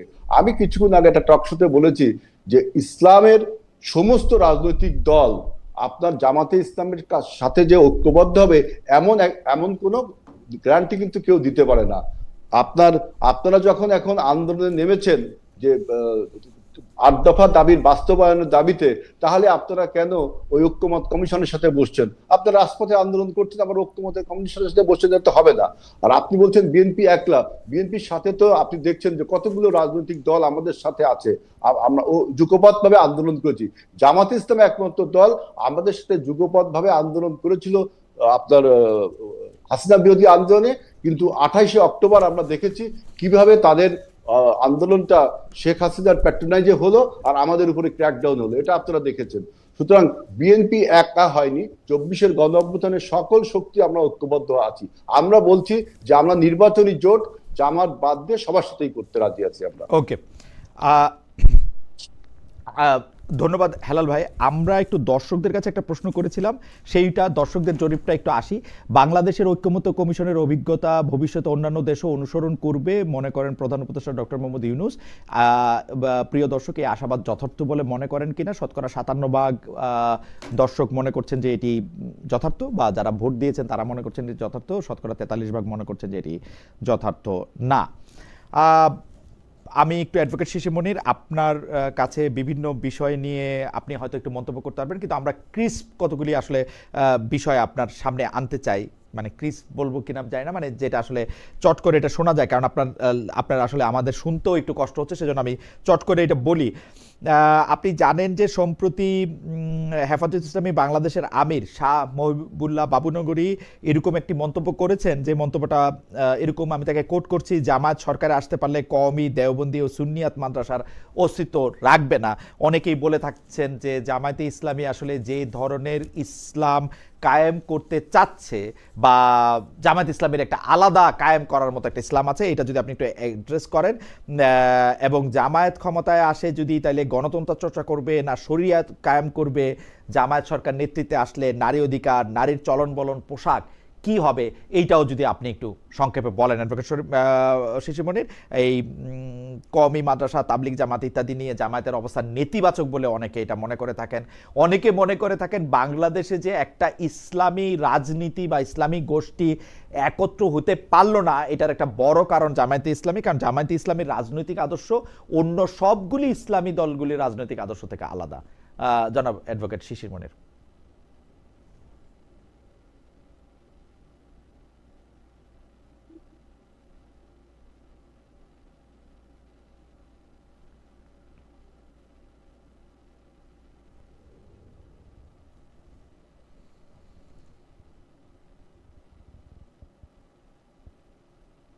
জি, এখানে একটি কথা শুধু আমি হেলাল ভাইয়ের কথার জবাবে আমি বলতে চাই যে ঐকমত্য কমিশনে আমরা আলোচনা করেছি, তাহলে আমরা রাস্তায় গেলাম কেন, আন্দোলন করলাম কেন? তিনি প্রশ্ন করেছেন আন্দোলন করছে কেন। আমি তো মনে করি বিএনপি ঐকমত্য কমিশনে নেগেটিভ রাজনীতি করছে। বিএনপিকে এই নেগেটিভ রাজনীতি থেকে সরে আসতে হবে। এই নেগেটিভ রাজনীতি যদি সরে না আসে, তার ফলশ্রুতিতে দেশে যা হবে তার পূর্ণাঙ্গ দায় দায়িত্ব বিএনপিকেই নিতে হবে। আমি ঐকমত্য কমিশনের একজন সদস্য, আমি সেখানে দিনের পর দিন আলোচনা করে দেখেছি। বিএনপি কোনো পজিটিভ কনস্ট্রাকটিভ আলোচনা করতে চায় না। বিএনপি সংস্কার প্রক্রিয়াকে পাশ কাটিয়ে দিতে চায়। বিএনপি সেখানে জুলাই অভ্যুত্থানকে স্বীকৃতি দিয়ে সাংবিধানিক ভিত্তি রচনা করতে চায় না। তাদের আর্গুমেন্ট হলো তারা নতুন করে পার্লামেন্ট নির্বাচনের পরে এগুলো সম্পর্কে আলোচনা করবেন। যখনই ঐকমত্য কমিশনে ইমপ্লিমেন্টেশনের ব্যাপারে কথা আসলো, তখনই আমরা দেখতে পেলাম বিএনপির পক্ষ থেকে বাধা দেওয়ার চেষ্টা করা হচ্ছে। তারা নানান আর্গুমেন্ট করছেন, কনস্টিটিউশনালি ভায়াবল যে সমস্ত পদ্ধতি আমরা সেগুলো বাতিয়ে দেওয়ার চেষ্টা করেছি, আমরা সেগুলি বলেছি ক্যাটাগরিক্যালি কিভাবে কি করতে হবে। অথচ এই বিএনপি 1977 সালে শহীদ প্রেসিডেন্ট জিয়াউর রহমানের আমলে তারা যে বোল্ড স্টেপ নিতে চেয়েছিল, বোল্ড স্টেপ নিয়েছিল, সেখান থেকে তারা কমপ্লিটলি এখন সরে যেতে চাচ্ছে। অর্থাৎ তারা তাদের অতীত সম্পর্কেই এখন কিছুটা বেওয়াকিফ হয়ে গেছে। আমি মনে করি বিএনপির এই রাজনীতি ভুল। বাংলাদেশের কনস্টিটিউশনের যে এনট্রান্সমেন্ট আছে, এই এনট্রান্সমেন্টের পলিটিক্স এর ক্ষেত্রে this is a dangerous politics in my view and my humble view also. এই নেগেটিভ পলিটিক্স করলে বাংলাদেশের জেনারেশন জি কতটুকু রিয়াকশন দেখাবে আমি জানি না, সেটা নির্বাচনেই বোঝা যাবে। So my humble request to my learned senior brother not to engage in negative politics, rather to see proper, constructive, innovative politics.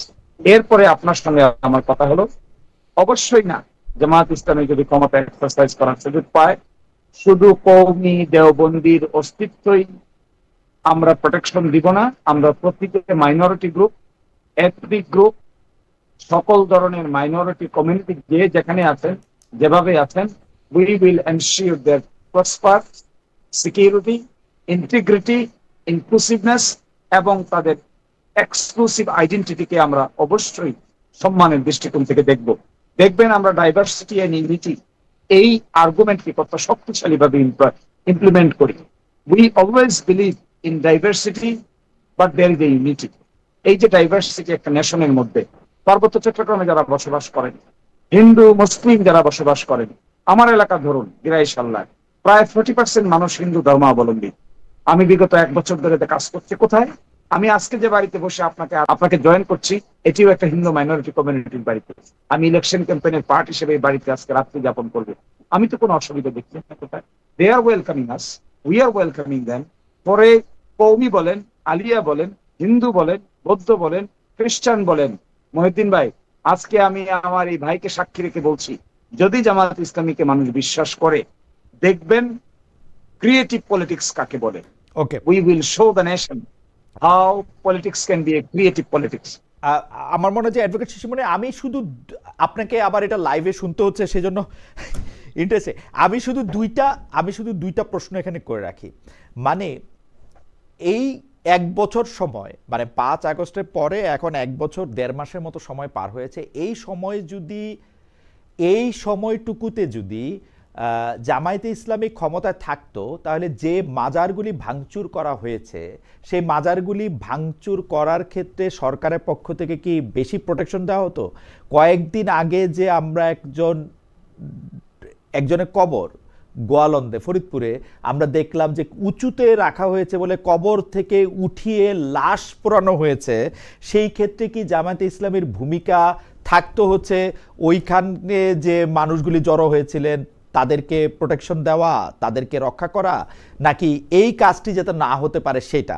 এবং আমি আবারও এই প্রশ্ন করতে চাই, আমাদের দর্শকরা আমাকে প্রশ্ন করেন যে শরিয়া আইন হইলে মানে আপনার ভয় কি?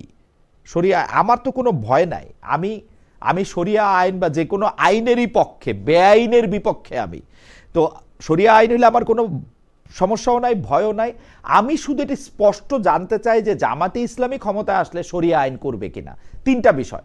একটা বিষয় হচ্ছে, কিন্তু আমাদের সময় খুব কম, এটা যদি আপনি বলতেন, জামাতে ইসলামী ক্ষমতায় থাকলেই যে বাজার ভাঙা হয়েছে অন্যান্য ধর্মাবলম্বী বা যাদেরকে আমরা কয়েকদিন আগে আমরা দেখেছি যে ঈদে মিলাদুন্নবী নিয়ে 2 পক্ষের মধ্যে একটা, তো এই সব ক্ষেত্রে জামাত ইসলামের ভূমিকাটা কি হতো? বা এই যে উঁচুতে লাশ আছে বলে লাশ কবর থেকে বের করে পোড়ানো হয়েছে, এসব ক্ষেত্রে আসলে জামাত ইসলামের ভূমিকাটা কি থাকতো?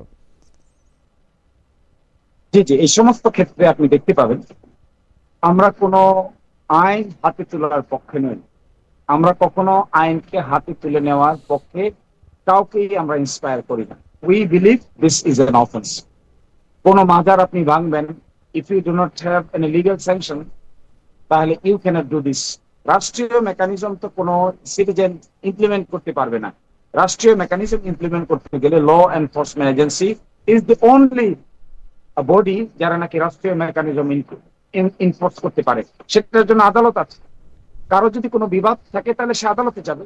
আদালত যদি পার্টিকুলার কোনো রায় দেয়, রায় অনুযায়ী ল এনফোর্সমেন্ট এজেন্সি কাজ করবে। সেই জন্যই দেখবেন আমরা বলেছি আর্টিকেল 116 অফ দ্য কনস্টিটিউশন কে আমরা রেস্টোর করতে চেয়েছি, যেন আমাদের lower judiciary higher judiciary complete independence হয়। বিচার তো আমরা করব না, আমরা তো রাষ্ট্র যদি তার পরিচালনা মানে করার সুযোগ পাই, আপনারা কোনো আইন হাতে তুলে দিবেন না, সেটি পরিষ্কার, এবং সেই ক্ষেত্রে রাষ্ট্রের ক্ষেত্রে সেটি থাকবে। আপনারা শরিয়া আইন প্রবর্তন করবেন কিনা?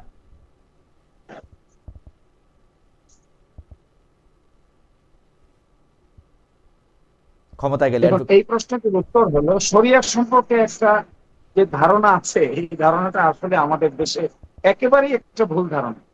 এই যে আমি জনাব মহিউদ্দিন ভাই আপনার সঙ্গে শিষ্টাচার মেনটেন করে একটি হিন্দু মাইনরিটি কমিউনিটির একজন ভাইয়ের বাসায় থেকে কথা বলছি, this is also part of শরিয়া। আমি যে ব্যাংকিং করছি, this is also part of শরিয়া। আমি যে ট্রান্সপারেন্সি অ্যাকাউন্টেবিলিটির কথা বলছি, this is also part of অবশ্যই। আমি কিন্তু বাংলাদেশে ডেমোক্রেসির কথা বলছি। শিশির মনির, আমার কথা শুনুন, শিশির মনির আমার কথা শুনুন। আমি কিন্তু বাংলাদেশে একটা আইনও দেখি না যেটা শরিয়া বিরোধী এখন পর্যন্ত।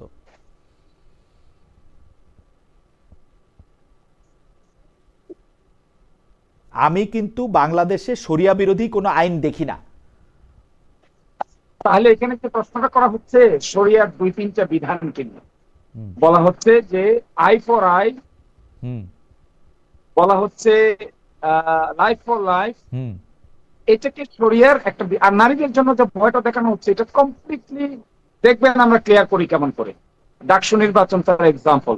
নারীদের পোশাক, তার আচরণ, তার রাইট টু প্রাইভেসির ক্ষেত্রে আমাদের কোনো বাধা বিপত্তি নাই। We always believe in freedom. Dhaka ইউনিভার্সিটিতে বা অন্য যে কোনো ইউনিভার্সিটিতে ছেলেমেয়েরা সহশিক্ষার ক্ষেত্রে আপনাদের কোনো সমস্যা নাই। এবং দেখবেন ডাকসুতে যারা ইলেক্টেড হয়েছে তারা তো 1 বছরের জন্য হয়েছে, তাই না?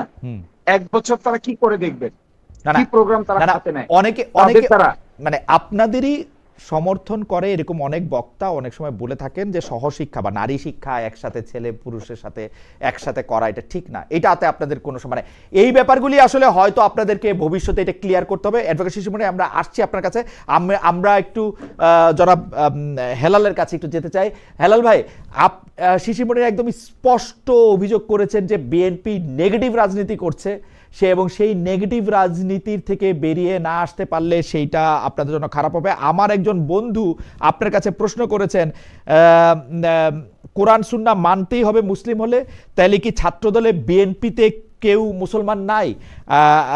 তাদের মধ্যে আসলে পর্দা পুশিদা ঈমান আকীদা সেটাই বা কতটুকু? আপনি কি নিজেকে মুসলমান মনে করেন কিনা, ইসলামের আদর্শে থাকা একজন মানুষ মনে করেন কিনা?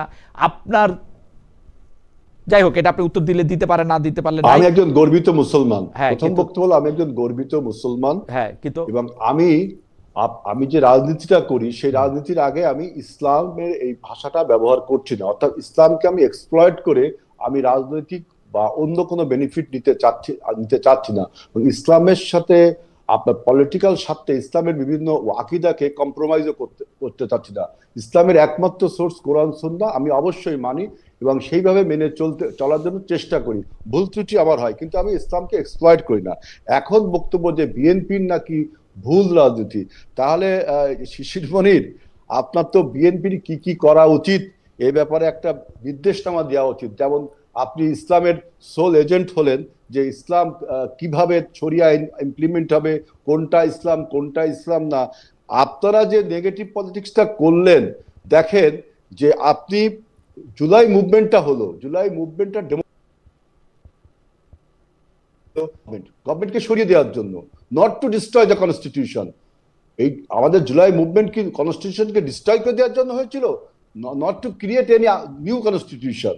নতুন কোন সংবিধান তৈরি করার জন্য কি জুলাই মুভমেন্ট হলো?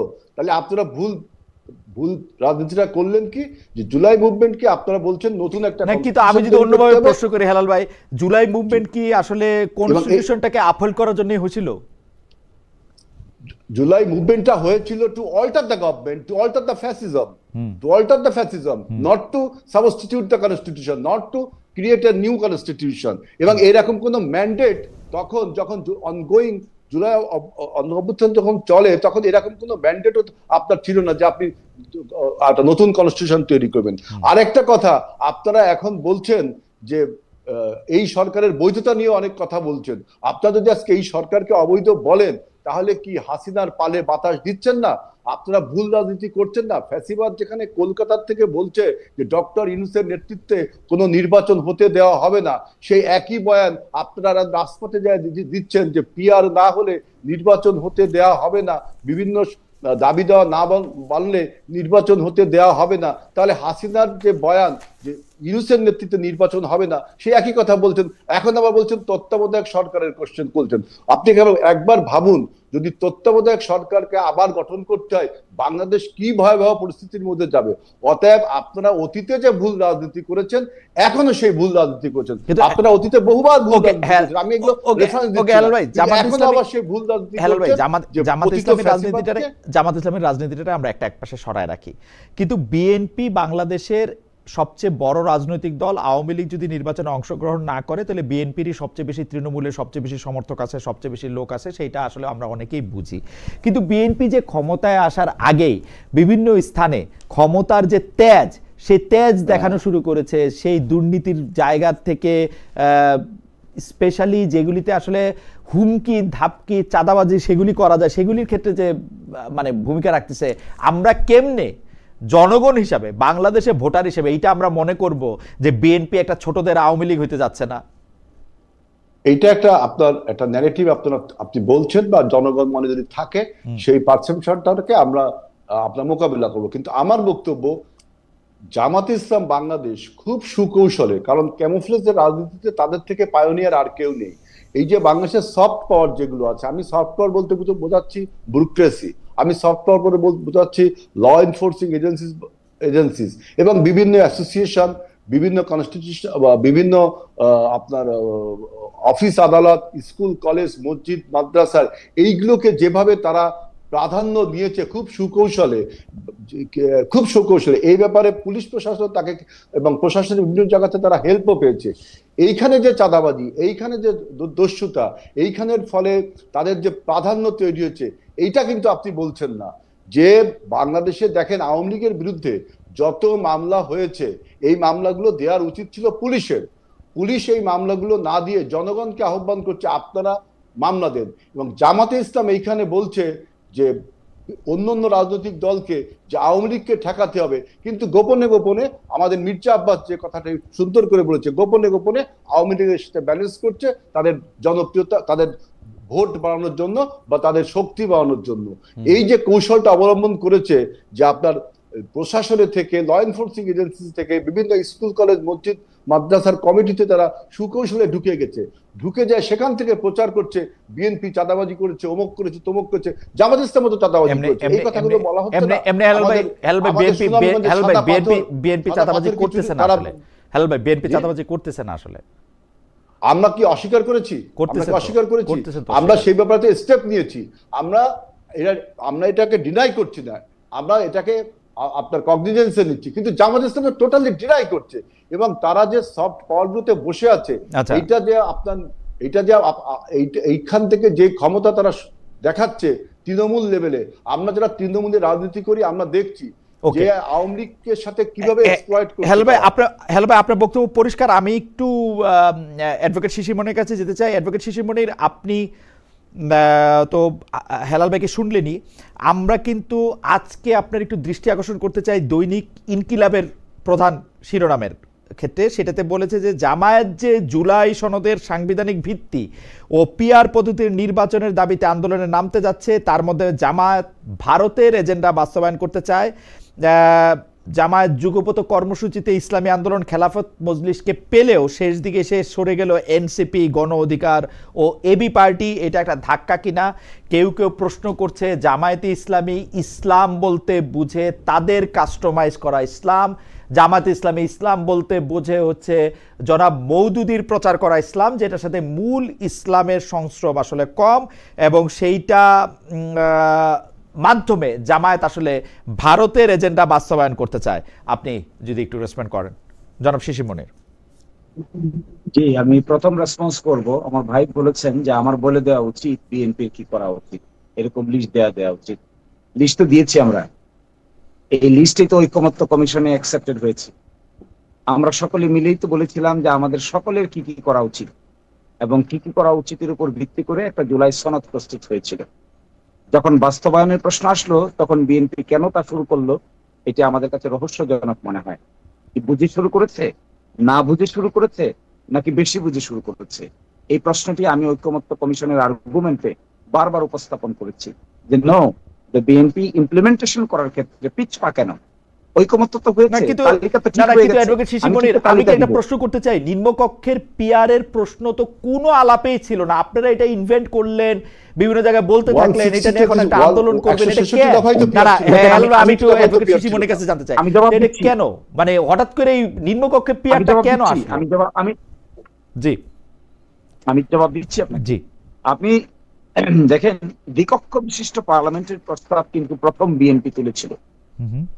ঐকমত্য কমিশনে যখন দ্বিকক্ষ বিশিষ্ট পার্লামেন্টের প্রস্তাব উঠেছে, তখন ঐকমত্য কমিশন বলল একটা উচ্চ কক্ষ হবে যার সদস্য সংখ্যা হবে 105 জন, আর একটা নিম্ন কক্ষ হবে। উচ্চ কক্ষ হবে পিআর সিস্টেম, আর নিম্ন কক্ষ হবে আগের মতোই। তো সেখানে উচ্চ কক্ষ যখন পিআর সিস্টেমের কথা আসলো, তখন বিএনপি দ্বিকক্ষ বিশিষ্ট পার্লামেন্টে এগ্রি করলো, কিন্তু উচ্চ কক্ষে যখন পিআর এর প্রশ্ন আসলো, তারা তার নোট অফ ডিসেন্ট দিল।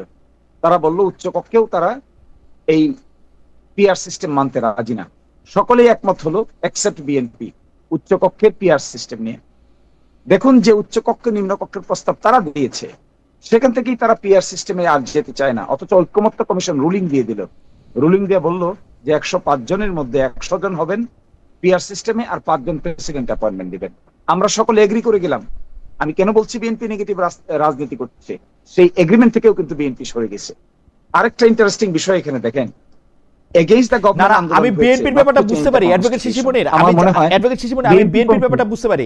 আপনি তো আমাকে জামাতে ইসলামের ব্যাপারটা বুঝায় বলেন তো। জামাতে ইসলামী কিন্তু নিম্নকক্ষে পিআর এর কথা বলে নাই।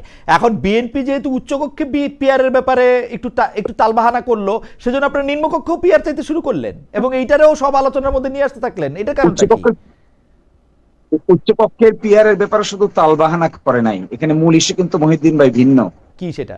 জুলাই সনদটা নিশ্চয়ই আপনি পড়েছেন, সর্বশেষ আপডেটেডটা। জি, পড়লে দেখবেন এখানে যে কয়টা পয়েন্টে একমত হয়েছে, তার মধ্যে একটা ছিল 10 বছরের বেশি কেউ প্রাইম মিনিস্টার হতে পারবে না। হ্যাঁ, আরেকটা ছিল হলো যিনি দলের প্রধান হবেন তিনি হাউসের প্রাইম মিনিস্টার হতে পারবেন না। তারপরে একটা ছিল উচ্চকক্ষ নিম্নকক্ষ হবে, উচ্চকক্ষে পিআর হবে, নিম্ন কক্ষে পিআর হবে না। তার মধ্যে একটা ছিল ডেপুটি স্পিকার হবে বিরোধী দল থেকে, আর বিএনপির মধ্যে কোনটা মানে নাই? বিএনপির মধ্যে কোনটা মানে নাই? বিরোধী দল থেকে বিএনপির মধ্যে কোনটা মানতেছে? দেখুন, একটাও তারা এখন ইমপ্লিমেন্ট করতে চায় না। তারা বলে যে এইভাবে তারা নতুন নির্বাচন হবে, পার্লামেন্ট হবে, এই নির্বাচন আগে এটা ইমপ্লিমেন্ট কেমনে করবে অ্যাডভোকেট শিশির মনির? এই নির্বাচন আগে এটা ইমপ্লিমেন্ট করবে কেমনে? আপনি আমারে বলেন না, এটা মাঠে বলা সহজ। এই নির্বাচন আগে এটা কেমনে করবে? আপনি কিন্তু আপনার 100 বক্তৃতা আমি শুনি, সেটার মধ্যে আপনি বলেন আমি জানুয়ারি মাসে ইলেকশন চাই। জানুয়ারিতে না, 2028 জানুয়ারিতে ইলেকশন করলো, এর একটা ইমপ্লিমেন্ট করলো আপনি করতে পারবেন। আপনি আমার টাইমলাইন দেখান সব করে। আমি আপনাকে টাইমলাইন দিয়ে দিচ্ছি, প্লিজ নোট মাই টাইমলাইন। হ্যাঁ, যে আমি নোট করতেছি। যেভাবে please note down. I request you to note down as a senior brother. I request you to note down my points. I'm noting down. I'm following your suit. The first point, ঐক্যমত্য কমিশনের ইমপ্লিমেন্টেশনের বৈঠকে 6টা প্রস্তাব উপস্থাপন করা হয়েছে। সর্বশেষ সেখানে প্রধান উপদেষ্টাও হাজির ছিলেন। ফার্স্ট প্রস্তাব ছিল, যেদিন আমাদের সঙ্গে প্রথম ঐক্যমত্য কমিশন ইন্ডিভিজুয়ালি আলাপ করে, সেপারেট পলিটিক্যাল পার্টির সঙ্গে প্রথম কথা বলে, এটি আজ থেকে প্রায় 7 মাস আগে, সেইখানে তারা 6টা অপশন দিয়েছিলেন যে এই ইমপ্লিমেন্টেশনটা হবে নির্বাচনের আগে রেফারেন্ডামের মাধ্যমে, অথবা হবে একটি বিশেষ সাংবিধানিক আদেশ জারি করে, অথবা হবে একটি প্রক্লেমেশনের মাধ্যমে, অথবা হবে কনস্টিটিউয়েন্ট অ্যাসেম্বলি গঠনের মাধ্যমে, অথবা হবে নতুন সংসদ আসার পরে সংসদের মাধ্যমে। এই 6টা প্রপোজাল নিয়ে আলাপ করে সর্বশেষ এই 6টার মধ্যে কে কোনটার পক্ষে আছেন আমাদেরকে প্রস্তাব পাঠানো হয়, আমরা জবাব দিই।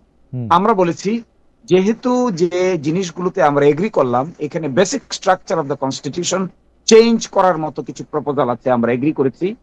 সেই জন্য আমরা বলেছিলাম basic structure of the constitution সংবিধান অ্যামেন্ড করে পরিবর্তন করা যায় না, এটা করার 2টো রাস্তা আছে। তার মধ্যে প্রধানতম গুরুত্বপূর্ণ রাস্তা হলো কনস্টিটিউয়েন্ট অ্যাসেম্বলি গঠন করে যখন এটা করা হয় তখন basic structure can be altered. একটা প্রপোজাল আছে ওখানে যে হাইকোর্টের 6টা বিভাগ আবার বিভাগে চলে যাবে। আপনি জানেন হাইকোর্টের 6টা বিভাগ হয়েছিল, এইট অ্যামেন্ডমেন্ট মামলায় সেটা আনকনস্টিটিউশনাল ডিক্লেয়ার হয়েছে। ঐকমত্য কমিশনে ডিক্লেয়ার করা হয়েছে ডিসেন্ট্রালাইজেশন অফ হায়ার জুডিশিয়ারি, যেখানে 6টা আবার নিজ নিজ বিভাগে চলে অ্যাডভোকেট যাবে। শিশির মনির, এই ব্যাপারগুলো আমি মোটামুটি জানি। এখন ঘটনা হইতেছে যে আপনি 6টা প্রস্তাব দিচ্ছেন, সেই 6টা প্রস্তাবের মধ্যে বিশেষ সাংবিধানিক একটা জিনিস আছে, যে বিশেষ সাংবিধানিক পরিবর্তন আপনি এটা করবেন কিনা। আপনি এখন তো একটা গণঅভ্যুত্থান হয়ে যাওয়ার পরে এই সংবিধানের মাধ্যমে উপদেষ্টারা আছে না 106 মাধ্যমে আছে, এগুলি নিয়ে তর্ক করে তো তর্কের শেষ নাই। এখন ঘটনা হইতেছে যদি আমরা একটা ইলেকশন চাই, আপনারা কি এই দাবি করতেছেন যে প্রথমে একটা গণপরিষদ নির্বাচন কইরা তারপরে সংবিধানরে নতুন করে রাইখা নতুন করে আইনা তারপরে আবার একটা ইলেকশন করতে? এইটাই আমি বুঝতেছি। কিন্তু আমার কথা হইল, আপনারা যদি আসলে মানে বা একটা রেফারেন্ডাম দিয়া ওইটার মধ্যে হা না ভোটের মধ্যে কে জিতলো কে হারলো এটা কইরা আপনারা এটা চাইতেছেন যে আপনারা হয় গণপরিষদ নির্বাচন করবেন নাহলে রেফারেন্ডাম করবেন। আমার কথা হইল যে ভাই, এইটা একটা জাতীয় সংসদ নির্বাচন দেন, জামায়াতে ইসলামী, বিএনপি তারা তাদের জনগণের রায় প্রত্যক্ষভাবে পরীক্ষা করুক। এটা আমি আপনি সবাই জানি যে গণভোটের মাধ্যমে আসলে প্রত্যক্ষ পরোক্ষভাবে রায় পরীক্ষা করা যায় না। আপনারা ক্ষমতায় আসেন, আপনারা এগুলো ইমপ্লিমেন্ট করেন। বিএনপি তো এইটাই কইতেছে যে আপনারা তো ক্ষমতায় আসবেন, ক্ষমতায় সেগুলো ইমপ্লিমেন্ট করেন, অসুবিধাটা কি? আপনারা কিন্তু বিএনপির উপরে এটা চাপাইতেছেন এইটা বইলা যে বিএনপি ক্ষমতায় আসবে এবং আসলে এটা করবে না। জবাব দেওয়ার সুযোগ দেন। জি বলেন। জবাব দেওয়ার সুযোগ দেন। জি বলেন। দেখুন গণ অভ্যুত্থানে কি ঘটেছে। বিএনপি তো মার্শাল লদের সংবিধান পরিবর্তন করে নাই। মার্শাল ল প্রক্লামেশন নাম্বার 1 1977 এর মাধ্যমে বিএনপি সংবিধান পরিবর্তন করে নাই, সংবিধানের মূলনীতি পরিবর্তন করে নাই, absolute faith in trust in the almighty Allah যোগ করে নাই, মিনিং সোশ্যাল ইকোনমিক জাস্টিস যোগ করে নাই। কোথায় করেছিল সেটা? কোন পার্লামেন্টে? আজকে কেন এই কথা বলছেন? কারণ তারা গণ অভ্যুত্থানের যে শক্তি, এই শক্তিকে তারা ঐতিহাসিকভাবে সাংবিধানিকরণ করতে চান না। এখানেই তাদের রাজনীতি। আমি সেটাকেই বলছি ভুল রাজনীতি। 106 আপনি বিশ্বাস করেন এটা? 106 গভর্নমেন্ট, এটা 106 গভর্নমেন্ট যদি হয়, দেখেন তো বাংলাদেশের সংবিধানে প্রধান উপদেষ্টার শপথ বলতে কিছু আছে কিনা? না, 106 দিয়ে এটা সুপ্রিম কোর্ট রেটিফাই করছে। আমি একটু পর্যন্ত মাইনা নিব, আমি উকিলি তর্কে যাব না। আমি বলবো চিফ জাস্টিস এবং তার ব্রাদাররা বৈশা বলছে যে এটা পারে, আমি ধরে নিছি এটা পারে। কারণ সকল কিছুই তো পারসেপশন। আমাকে এটা ধৈর্য নিতে হয়েছে যে এটা পারে। এখন সংবিধানে নাই প্রধান উপদেষ্টা, এখন আমার কাছে আমি এখন প্রধান উপদেষ্টা বসাবো, আমি এখন চিফ জাস্টিসের কাছে গেছি, আর ওর ব্রাদাররা মিলা কইছে তুমি এটা পারো, এখন আমি ওইটারও কোশ্চেন করবো, কই গিয়ে ঠেকবো তারপরে গিয়ে আমি? এটাই তো ভুল রাজনীতি। এই ভুল রাজনীতিকেই তো বিএনপি নিয়ে গেছে দেশকে। এই 106 করার ক্ষেত্রে তারাই তো অ্যাডভাইস করেছে। যদি তারা এখন কেন সেটা রেকটিফাই করতে চায় না? এখন কেন গণ অভ্যুত্থানের এই গভর্নমেন্টের মূল শক্তি তো পিপলস উইল কে তারা রিকগনাইজ করতে চাচ্ছে না। ভাই বলেন এই যে 2026 সালে আমার একটু সুযোগ দিলে ফেব্রুয়ারি, আচ্ছা আপনি শেষ করলে আমি একটু কই, আপনি সুযোগ দিলে আমি একটু কই। আপনি যে 2026 সালের 12 ফেব্রুয়ারি নির্বাচনের কথা বলা হচ্ছে, 2026 সালের 12 ফেব্রুয়ারি নির্বাচনের আইন কোথায় পেল তারা? আইন পায় না অ্যাডভোকেট শুনেন। আমি আপনার আইন দেখাই, দাঁড়ান। আপনার তো আমার আসলে আমি আপনার আইন দেখাই, আমি আপনার বলি। আপনি মার্শাল লর উদাহরণ দিলেন, 1977 সালের প্রক্লেমেশনের কথা আপনি কইলেন। বাংলাদেশে যদি এখন একটা মার্শাল ল হইতো যেখানে কনস্টিটিউশন সাসপেন্ড করা যায়, কনস্টিটিউশন সাসপেন্ড রাখা যায়, তারপরে যেমন ইচ্ছা এটাকে আমি পরিবর্তন করে পরে ভূতাপেক্ষ আমি এটা চেঞ্জ করতে পারি, সেইটা কিন্তু হয়তো আরেকটা সিনারিও। এখন বাংলাদেশে কিন্তু আসলে মার্শাল ল বা যেই লতে আমি আমার সংবিধান সাসপেন্ডেড রাখছি, ওইটা কিন্তু আমি করি নাই।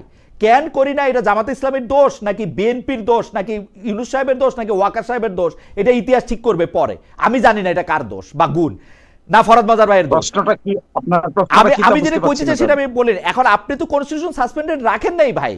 এখন আপনি যখন কনস্টিটিউশন সাসপেন্ডেড রাখেন নাই, আপনার যখন একটা মার্শাল ল নাই, আপনি প্রতিদিনের কাজকর্ম আপনি কি দিয়া চলবেন? আপনি যে আমার নামে মামলা করবেন আমি আপনার খুন করছি, এটা আপনি কি দিয়া করবেন? আপনার যদি এখন সংবিধান 1 মিনিটের জন্য সাসপেন্ডেড থাকে, কি করবেন আপনি আমারে বলেন? আপনাকে তো একটা ভান কইরেই যাইতে হবে যে না আমার এটা সংবিধান আছে। তাহলে আপনাকে শুনেন, তাহলে আমার প্রশ্নের আনসার শুনেন। বলেন।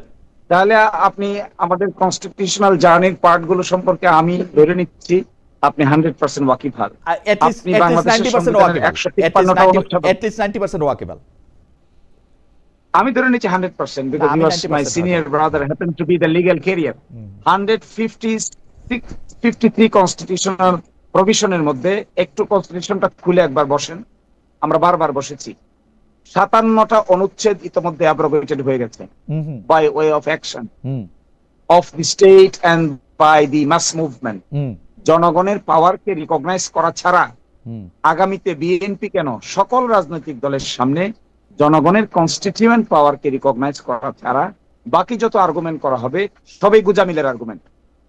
যদি এই গুজামিলটা রেখে সামনের দিকে অগ্রসর করা হয়, আমাদের কনসার্নটা দেখেন ভাই, আমাদের কনসার্নটা not to create any obstacle in holding general elections. আমাদের কনসার্ন হলো আমরা জানুয়ারিতে নির্বাচন চাই, আমরা ডিসেম্বরে নির্বাচন চাই, আমরা ফেব্রুয়ারি 12 তারিখে নির্বাচন চাই, আমরা 48 ঘন্টার ভিতরে এই কমপ্লেক্সিটি দূর করে ফেলা সম্ভব। এই কমপ্লেক্সিটি আগামী 72 ঘন্টার ভিতরে দূর করে ফেলা সম্ভব। 72 ঘন্টার ভিতরে দূর করেন, কেমনে এটা একটু বলেন তো, এটা problem solve, let's proceed further. Where is the problem? Further proceed বলতে যে মানে আমরা কি এখন কনস্টিটিউশনটাকে উইথেল রাখবো, কি করব এখন? কিছুই করবেন না, আপনি কনস্টিটিউশনের অতীতে যা করেছেন তাই করবেন। আপনি সফার প্র্যাকটিকেবল জুলাই সনদের যে কয়টা বিধানের সঙ্গে সংবিধান সাংঘর্ষিক আছে, এই কয়টা বিধানের উপর জুলাই সনদকে সুপ্রিমেসি দিবেন, that is done. This is the way we have done it earlier. সেটা তো অ্যাডভোকেট শিশির মনির, এটা তো অলরেডি আপনি বলছেন 57টা অনুচ্ছেদ অলরেডি লঙ্ঘিত হয়ে গেছে। এই 57টা অনুচ্ছেদ আপনি কিছু করেন আর না করেন, এখন যদি আপনি চুপ করে বইসাও থাকেন, আপনাকে এটা রেটিফাই করতে হবে। কিন্তু আসলে না করলে আপনার ঝামেলা আছে, আজকে না হোক 20 বছর 25 বছর 30 বছর পর আপনার ঝামেলা আছে। আপনি তো এটা করবেনই, কিন্তু এইটা করার ক্ষেত্রে কোন ওয়েতে এটা করা হবে, কেমনে এইটার মধ্যে থেকে এটা করবে। বিএনপিও কিন্তু বড় ঝামেলায় পড়বে, বিএনপি কিন্তু সুখে থাকবে তা না, সবাই ঝামেলায় পড়বো আমরা। মানে এই 57 অনুচ্ছেদের মধ্যে সবাই ঝামেলায় পড়বে। একটা আমি এই জন্য বলছিলাম ভাই, আমি এই জন্য বলছিলাম যে নেগেটিভ রাজনীতি থেকে বের হয়ে আসলে যে 2-3টা ওয়ের কথা বলা হচ্ছিল, একটা ছিল রেফারেন্ডাম আর একটা ছিল স্পেশাল কনস্টিটিউশনাল আদেশ। এর মাধ্যমে সবাই ঐক্যমত্য হয়ে এটা যা হয়ে গেলে could have been solved within 48 hours। আমি কিন্তু অ্যাডভোকেট মনির আপনার সঙ্গে আমার আসলে আলাদা করে বসতে হবে। আমি কিন্তু বুঝতেছি না আর্গুমেন্টটা কথা, কারণ বিএনপিও তো এইটা নিয়ে ঝামেলায় পড়বে, বিএনপিকে এটা রেটিফাই করতেই হবে। বিএনপি তো এটা নিয়ে বসে থাকতে পারবে না। সংবিধানের মধ্যে একই পৃষ্ঠায় আমিও মনে করি 57টা অনুচ্ছেদের 57টা এবং ভয়ঙ্কর ভয়ঙ্কর অনুচ্ছেদ, মানে শেখ হাসিনা শেষ দিকে যে সংবিধানটা এমন জায়গায় নিয়ে গেছে এর জন্য এক একজনের 7বার 8বার করে ফাঁসি হবে। এখন এই জায়গাগুলি তো সবগুলি ঠিক করতে হবে। বিএনপি তো এটা দ্বিমত করে নাই ভাই, আপনি কোথায় দ্বিমত পাই না? আমি তো পাই নাই দ্বিমত করছে তো, দ্বিমত তো করছেন। সর্বশেষ শেষে ওই দিন দেখলাম হঠাৎ করে বলতেছেন ঠিক আছে সনদের প্রাধান্য দেওয়া যাবে কি যাবে না, এই ব্যাপারে আমরা আরেকটা 106 প্রেসিডেন্টের মাধ্যমে আমরা মাননীয় প্রধান বিচারপতির কাছে আরেকটা অ্যাডভাইজারি অপিনিয়ন পাঠাই। আবার মাথায় বিএনপির আর্গুমেন্ট হলো we are within the constitution, কিন্তু কনস্টিটিউশন যে অ্যাব্রোগেট হয়ে গেছে, কনস্টিটিউশন যে ইতোমধ্যে 57টা, এটা কি তাদের জন্য ডেঞ্জার না? সেটা তো সকলের জন্য ডেঞ্জার। সেটা তো আমরা রেট্রোস্পেক্টিভ ঠিক করে নিব, সেটা তো আমরা রেট্রোস্পেক্টিভ, সেটা তো আমরা ভূতাপেক্ষ ঠিক করে নিব ভাই। এই বিশ্বাসটা আপনারা কেন রাখতেছেন না বিএনপিতে? আচ্ছা ঠিক আছে, যাক, আপনার সঙ্গে এটা নিয়ে আমার আলাদা করে অনেক কথা হইতে হবে। এইটা নিয়ে আমি মনে হয় আমার মনে হয় যে ডেফিনেটলি এটা নিয়ে আসলে আপনার সাথে আমার কথা বলার আছে। আমি একটু জনাব আজিজুল বারী হেলালকে একটু শুনতে চাই, উনি অনেকক্ষণ ধরে কথা বলতে চাচ্ছেন। আমরা আসলে জনাব আজিজুল বারী হেলাল, আপনারা মানে যেই বিষয়টা দিবালোকের মতো স্পষ্ট, আমি আপনাকে বলি আমাদের সংবিধানে কিন্তু আসলে প্রধান উপদেষ্টা মণ্ডলী যে নির্বাচন কমিশনের মাধ্যমে এটা গঠন করা হয়েছে, 90 দিনের মধ্যে নির্বাচনের কোনোটাই কিন্তু আসলে মানে আমি কি কমো, আমার এগুলি মুখস্থ থাকে না, কিন্তু দেখলে আমি দেখতাম যে মানে পুরাটা দেশ কিন্তু চলতেছে হচ্ছে যে মানে মানে একটা কিছু মানে প্রতিটা জিনিস নিয়ে কিন্তু মামলা হইতে পারবে। এখন আপনারা এটা কিভাবে রেটিফাই করবেন, কিভাবে কি করবেন, এটা নিয়ে আপনাকে ভাবনাটা কি আসলে? হেলাল ভাই আমাকে একটু বলতে, প্রথমে আমি অবজেকশন জানাই যে ওই যে বললেন যে 57টা আর্টিকেল নাকি অটোমেটিক্যালি চলে গেছে, আপনিও বললেন চলে গেছে না ভাই, লঙ্ঘিত হইছে তারা এটা বলবে না লঙ্ঘিত হইছে, তর্ক করে লাভ নেই। আমি একটা ডিসপুট রেখে গেলাম যে 57টা চলে যায় নাই ভাই, লঙ্ঘিত হইছে চলে যায় নাই না, এখানে বলছে যে অলরেডি চলে গেছে তাই বলছে। তারপরে আপনি বলছেন যে কনস্টিটিউশনে আপনি আরেকটা বললেন যে ইমপ্লিমেন্টেশন হবে কি করে জুলাই সনদ। দেখেন জুলাই সনদ ইমপ্লিমেন্টেশনের জন্য বিএনপি যত পরিষ্কার করে বলেছে, এটাকে জটিল করছে জামাতে ইসলামী। আমরা বললাম যে সংবিধান যদি সংস্কার করতে হয় আপনাকে সংসদে যেতে হবে, এটার বাইরে আপনার কোনো পথ আছে? আপনি যদি কোনো সংবিধান সংস্কার করতে না হয় তাহলে আপনি নির্বাহী আদেশে দেন। এছাড়াও যদি আপনার কোনো পদ্ধতি থাকে সেটা আপনি সুপ্রিম কোর্টের কাছে জিজ্ঞেস করতে পারেন। আপনি বলছেন যে নতুন একটা এগ্রিমেন্ট করতে হবে যেখানে সকলের সনদ থাকবে যে এই এগ্রিমেন্টে যদি কেউ আপনার লঙ্ঘন করে তাকে নাকি যে ট্রিজন অফেন্স আপনাকে সেই রাষ্ট্রদ্রোহী মামলা খেতে হবে। মানে 71-এর সেই ঢেকুর এখনো শেষ হয়নি, আবার মানে রাষ্ট্রদ্রোহী মামলা খেতে হবে এই জুলাই সনদ যদি আপনারা যে একটা ওই যে কি একটা বলছেন যে এই সনদটাকে যদি আমরা সবাই না মান্য করি। আমরা বিএনপি 3টা পথ দেখালাম, আপনি যদি এখন অন্য কোনো পথ দেখান যে এই পথে আপনার জুলাই সনদটা আপনার বাস্তবায়ন হবে, তাহলে তো আমি দেখলাম যে এক্সিস্টিং যে সংবিধান সেই সংবিধানকে তো আপনি লঙ্ঘন করে আরেকটি সংবিধান না কিন্তু হেলাল ভাই পুরনো তোলপাড় করতে ভালো লাগে না হেলাল ভাই। বাংলাদেশে যে 15টার থেকে 20টা সংবিধান সংশোধনী হয়েছে, এগুলি কি এগুলি সবগুলির উদ্ভূত কি সংসদে? আপনারা যেগুলি বিএনপি যেগুলি করছে এগুলি কি জন্ম সংসদে? আমি যেটা বলছি আমাদের যে আপনি যেটা বলছেন যে 77 সালে যে প্রক্লেমেশনের কথা বলছেন তাই না, সেইটা কিন্তু রেটিফাই করে নেওয়া হয়েছে আপনার পরবর্তী সংসদে 78 সালে। এখন করেন, পরে সংসদে গিয়ে রেটিফাই করবেন, সহজ হিসাব না এখন যদি আপনি একটা এখন কি বাংলাদেশে কি আপনার একটা কোনো বিপ্লব হয়েছে? আপনি যেটা বললেন এখানে কি কোনো সায়েম যে মার্শাল ল জারি করেছে সেই মার্শাল ল জারি হয়েছে? এখানে খালি মার্শাল লটা হয় না, এখানে খালি মার্শাল লটা হয় না, বিপ্লবের চেয়ে কম কি হয়েছে? প্রধানমন্ত্রী চলে গেছে, বায়তুল মুকাররমের খতিব চলে গেছে, আর কি বিপ্লব আর কি হবে? 90-তেও তা হয়েছে, যেই ছাত্রের পরীক্ষা দেওয়ার কথা 2 দিন পরে সে মন্ত্রী হয়েছে, আর কি বিপ্লব হবে? এটা আপনি রেটরিকলি বলতে পারেন যে ছাত্রের পরীক্ষা দেওয়ার কথা সে মন্ত্রী হয়েছে, এটা আপনি বিপ্লব হয়নি, এটা একটা বিসদৃশ্য কাজ হয়েছে। আমি সেটা বলছি যে আপনারা আজকে সংবিধানকে আপনারা যে বিভিন্ন রকম প্রশ্ন তুলছেন এই বৈধতা, সরকারের বৈধতা নিয়ে সংবিধানের বিভিন্ন খুঁটিনাটি বিষয় নিয়ে তুলছে, আসলে আপনাদের উদ্দেশ্যটা কি, মতলবটা কি? মতলবটা হলো হেলাল ভাই আমি একটু বাংলা ভাষায় বলি, অ্যাডভোকেট শিশির মনির অনেক বেশি শিক্ষিত সেজন্য সে একটু কঠিন ভাষায় বলে, আমি বাংলা ভাষায় বলি। বাংলা ভাষাটা হইল 2024 সালের 5 আগস্টের পর থেকে আজ পর্যন্ত সংবিধানটা যদি আপনি সুপ্রিম ল ধরেন, সেই সুপ্রিম লর অনেকগুলি লঙ্ঘন আপনি অলরেডি করে ফেলছেন। কইরা ফেলতে হয়েছে আপনার উপদেষ্টা পরিষদ কইরা, প্রধান উপদেষ্টা কইরা ফেলতে হয়েছে যে রাষ্ট্র পরিচালনার বিভিন্ন জিনিস নেয়া। এখন আপনি এটা রেটিফাইটা কেমনে করবেন এটা আপনাদের বলতে হবে, তো এটা রোড ম্যাপ বলতে হবে তো যে এটা করবেন। আপনি উদাহরণ একটা বলুক, আমরা তো বললাম যে 106 এর বিনিময়ে আমরা একটা অন্তর্বর্তীকালীন সরকার পেয়েছি এবং অন্তর্বর্তীকালীন সরকারের মেয়াদ নিয়ে আপনারা একটা প্রশ্ন তুলতে পারেন, কিন্তু দেখবেন জুলাই সনদে কিন্তু লেখা আছে যে পরবর্তী সংসদ এই ডক্টর ইউনূস সরকারকে সাংবিধানিক বৈধতা দিবে। আপনি এটা খুবই একটা ইন্টারিম ব্যবস্থাপনা হেলাল ভাই। 106 কেন বাংলাদেশের সুপ্রিম কোর্টের পিপলের হয়ে অর্ডার দেওয়ার কোনো ক্ষমতাই নাই, এই এখতিয়ারই নাই সুপ্রিম কোর্টের। 106 আমি 7 বার আলট্রা ভাইরাস চ্যালেঞ্জ করতে পারি, এখনই চ্যালেঞ্জ করতে যখন হবে তখন সেই জন্যই তো সংসদ, সেই জন্যই তো আপনার একটা রোড ম্যাপ দিতে লাগবে তো আপনার। হ্যাঁ সেই জন্য আপনি সংসদে সে কথাগুলো বলা হবে, আপনি সেই পর্যন্ত ওয়েট করেন, তো আপনি একমত হন, সংসদে তো যাইবেনই, আপনি করবেনই তো। এখন এটা আমি যাব বলে সে কথা বলছি না, যে আপনি এখনই যে অ্যামেন্ডমেন্ট করার যে প্রপোজাল গুলো দিচ্ছেন বা আপনি যে আপনার সব সংস্কার বাস্তব এখনই করতে হবে, সেটা কিভাবে করবেন তার একটা রোডম্যাপ আপনি দেন, সেটা আপনি একটা দেন। আমরা তো বললাম যদি 106 চ্যালেঞ্জ হয় তাহলে যখন হবে তখন আমরা এইসব নিয়ে ভাববো। এখন তো আমাদের সামনে সবচেয়ে গুরুত্বপূর্ণ বিষয় যে আপনার ফ্যাসিবাদের যে পদধ্বনি, ফ্যাসিবাদের যে বয়ান, আমাদের নির্বাচনকে বানচাল করার যে বয়ান, সেইটাকে আমার মনে হয় হেলাল ভাই আমরা সবাই এক জায়গাতেই আসি, অনেক অকারণেই হলো অনেক বিষয়গুলির মধ্যে অনেক মানে দূরত্ব সৃষ্টি হয়, আমরা এই দূরত্বগুলি কমাইতে চেষ্টা করব। অ্যাডভোকেট শিশির মনির যদি আমাদেরকে শুনতে পারতে থাকেন বা বলতে পারতে থাকেন, আমাদেরকে একটু শেষ কথা বলেন। হেলাল ভাই একদম স্পষ্ট বলেছেন যে এই কারণে এটা হইতেছে না এবং এটাকে নেগেটিভ রাজনীতি বলতেছে। আপনি যদি 2টা লাইন একটু বলেন, আমরা আজকে অনুষ্ঠান শেষ করব। অনেক আমি 2টা লাইন বলছি। তিনি বলেছেন যে বাংলাদেশে কি মার্শাল ল হয়েছে? হ্যাঁ, বাংলাদেশে যা হয়েছে 5ই আগস্ট তা মার্শাল লর চাইতেও শক্তিশালী ঘটনা ঘটেছে সাংবিধানিকভাবে। আর দ্বিতীয় বলেছেন মতলবটা কি? মতলবটা আমার হেলাল ভাইদেরকে আমরা সংরক্ষণ করতে চাই, কনস্টিটিউশনালি প্রোটেকশন করতে চাই, সকলকেই প্রোটেকশন দিতে চাই।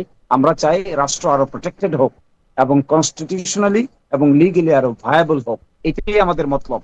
এর বাইরে যদি মতলব কোনো কিছু বিএনপি বা যে কোনো রাজনৈতিক দল খোঁজেন, এটার মতলব থাকবে না, এটা কুমতলবে পরিণত হবে। এখানেই আমার কথা শেষ।